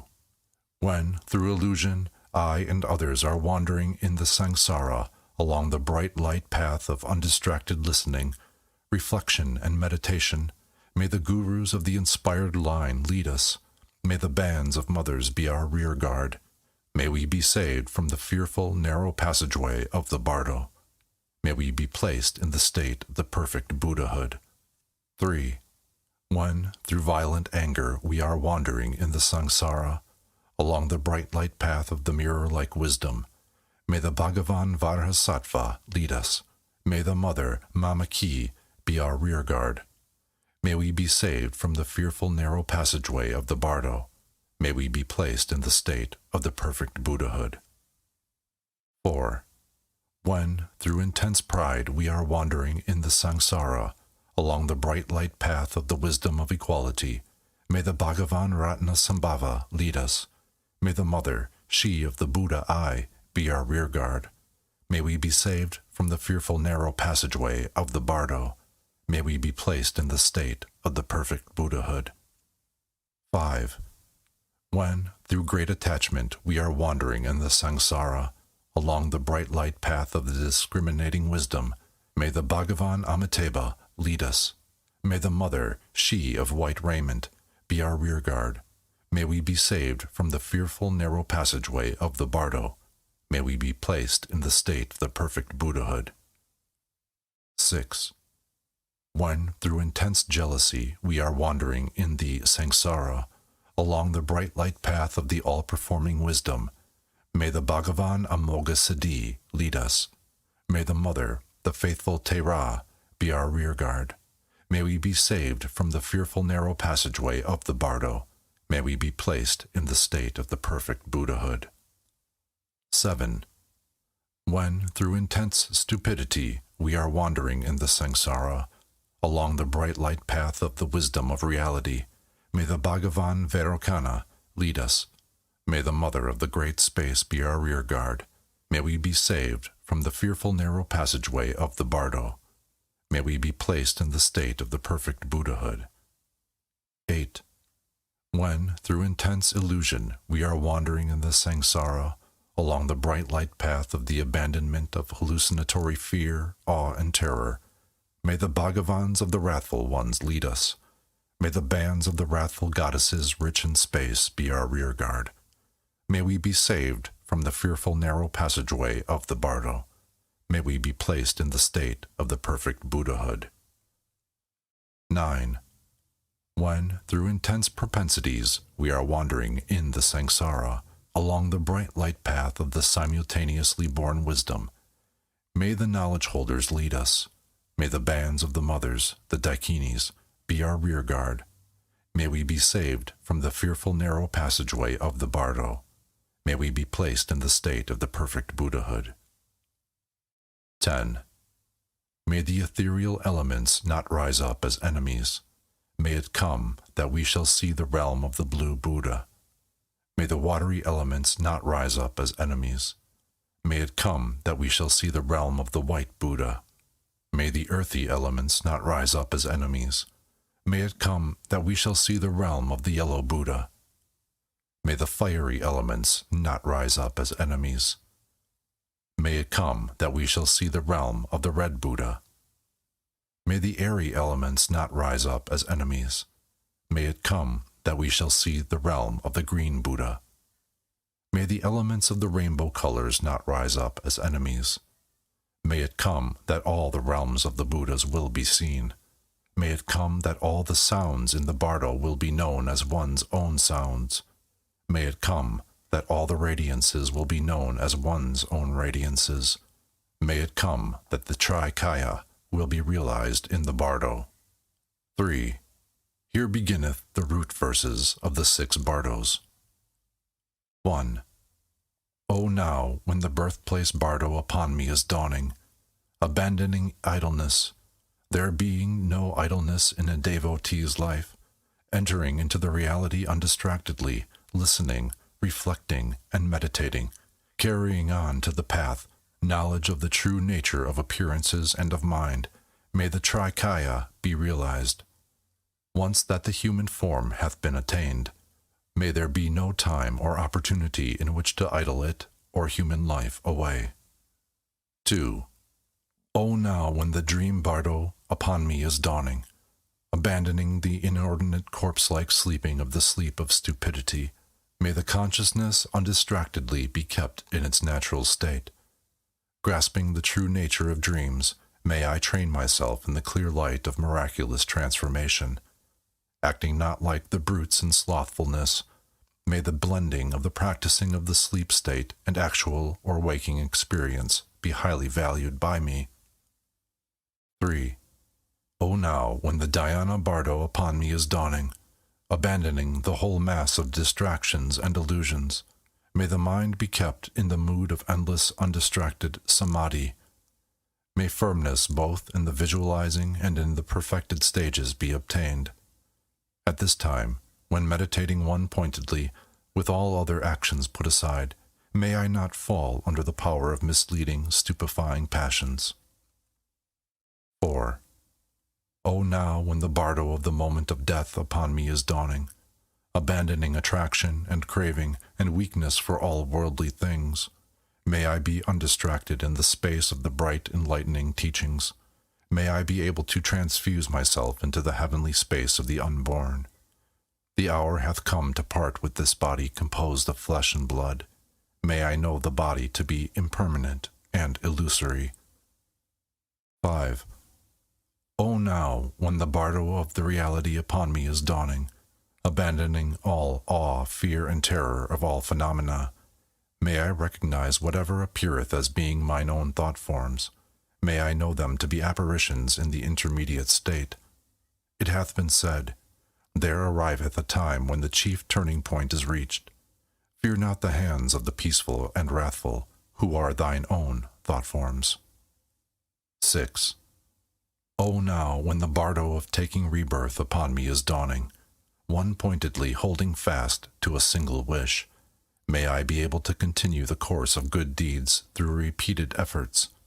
May the womb door be closed and the revulsion recollected. The hour hath come when energy and pure love are needed. May I cast off jealousy and meditate upon the Guru, the Father-Mother. 7. O procrastinating one, who thinketh not of the coming of death, devoting thyself to the useless doings in this life, improvident art thou in dissipating thy great opportunity. Mistaken, indeed, will thy purpose be now if thou returnest empty-handed from this life. Since the holy Dharma is known to be thy true need, wilt thou not devote thyself to the holy Dharma even now? Epilogue. Thus say the great adepts in devotion, if the chosen teaching of the Guru be not borne in mind, wilt thou not, O Shishya, be acting even as a traitor to thyself? It is of great importance that these root words be known. 4. Here beginneth the path of good wishes, which protecteth from fear in the bardo. 1. When the cast of the dice of my life hath become exhausted, the relatives in this world avail me not. When I wander alone by myself in the bardo, O ye conquerors, peaceful and wrathful, exercising the power of your compassion, let it come that the gloom of ignorance be dispelled. 2. When wandering alone, parted from loving friends, when the shapes of mine empty thought forms dawn upon me here, may the Buddhas, exerting the power of their divine compassion, cause it to come that there be neither awe nor terror in the bardo. 3. When the bright radiances of the 5 wisdoms shine upon me now, let it come that I, neither awed nor terrified, may recognize them to be of myself.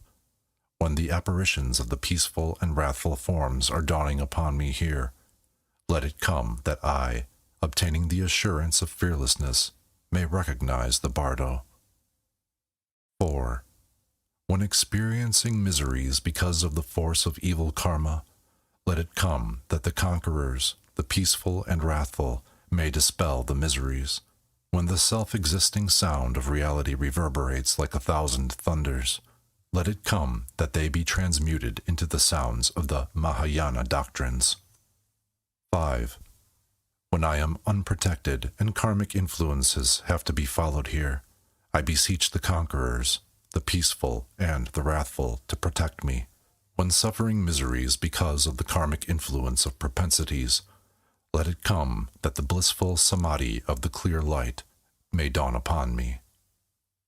6. When assuming supernormal rebirth in the Sidpa Bardo, let it come that the perverting revelations of Mara occur not therein. When I arrive wheresoever I wish to, let it come that I experience not the illusory fright and awe from evil karma. 7. When the roarings of savage beasts are uttered, let it come that they be changed into the sacred sounds of the 6 syllables. When pursued by snow, rain, wind, and darkness, let it come that I see with the celestial eyes of bright wisdom. 8. Let it come that all sentient beings of the same harmonious order in the Bardo, without jealousy towards one another, obtain birth on the higher planes. When destined to suffering from intense miseries of hunger and thirst, let it come that I experience not the pangs of hunger and thirst, heat and cold. 9. When I behold the future parents in union, let it come that I behold them as the divine pair, the conquerors, the peaceful and the wrathful father and mother. Obtaining the power of being born anywhere for the good of others, let it come that I obtain the perfect body adorned with the signs and the graces. 10. Obtaining for myself the body of a male, which is the better, let it come that I liberate all who see or hear me, allowing not the evil karma to follow me. Let it come that whatever merits be mine follow me and be multiplied. 11.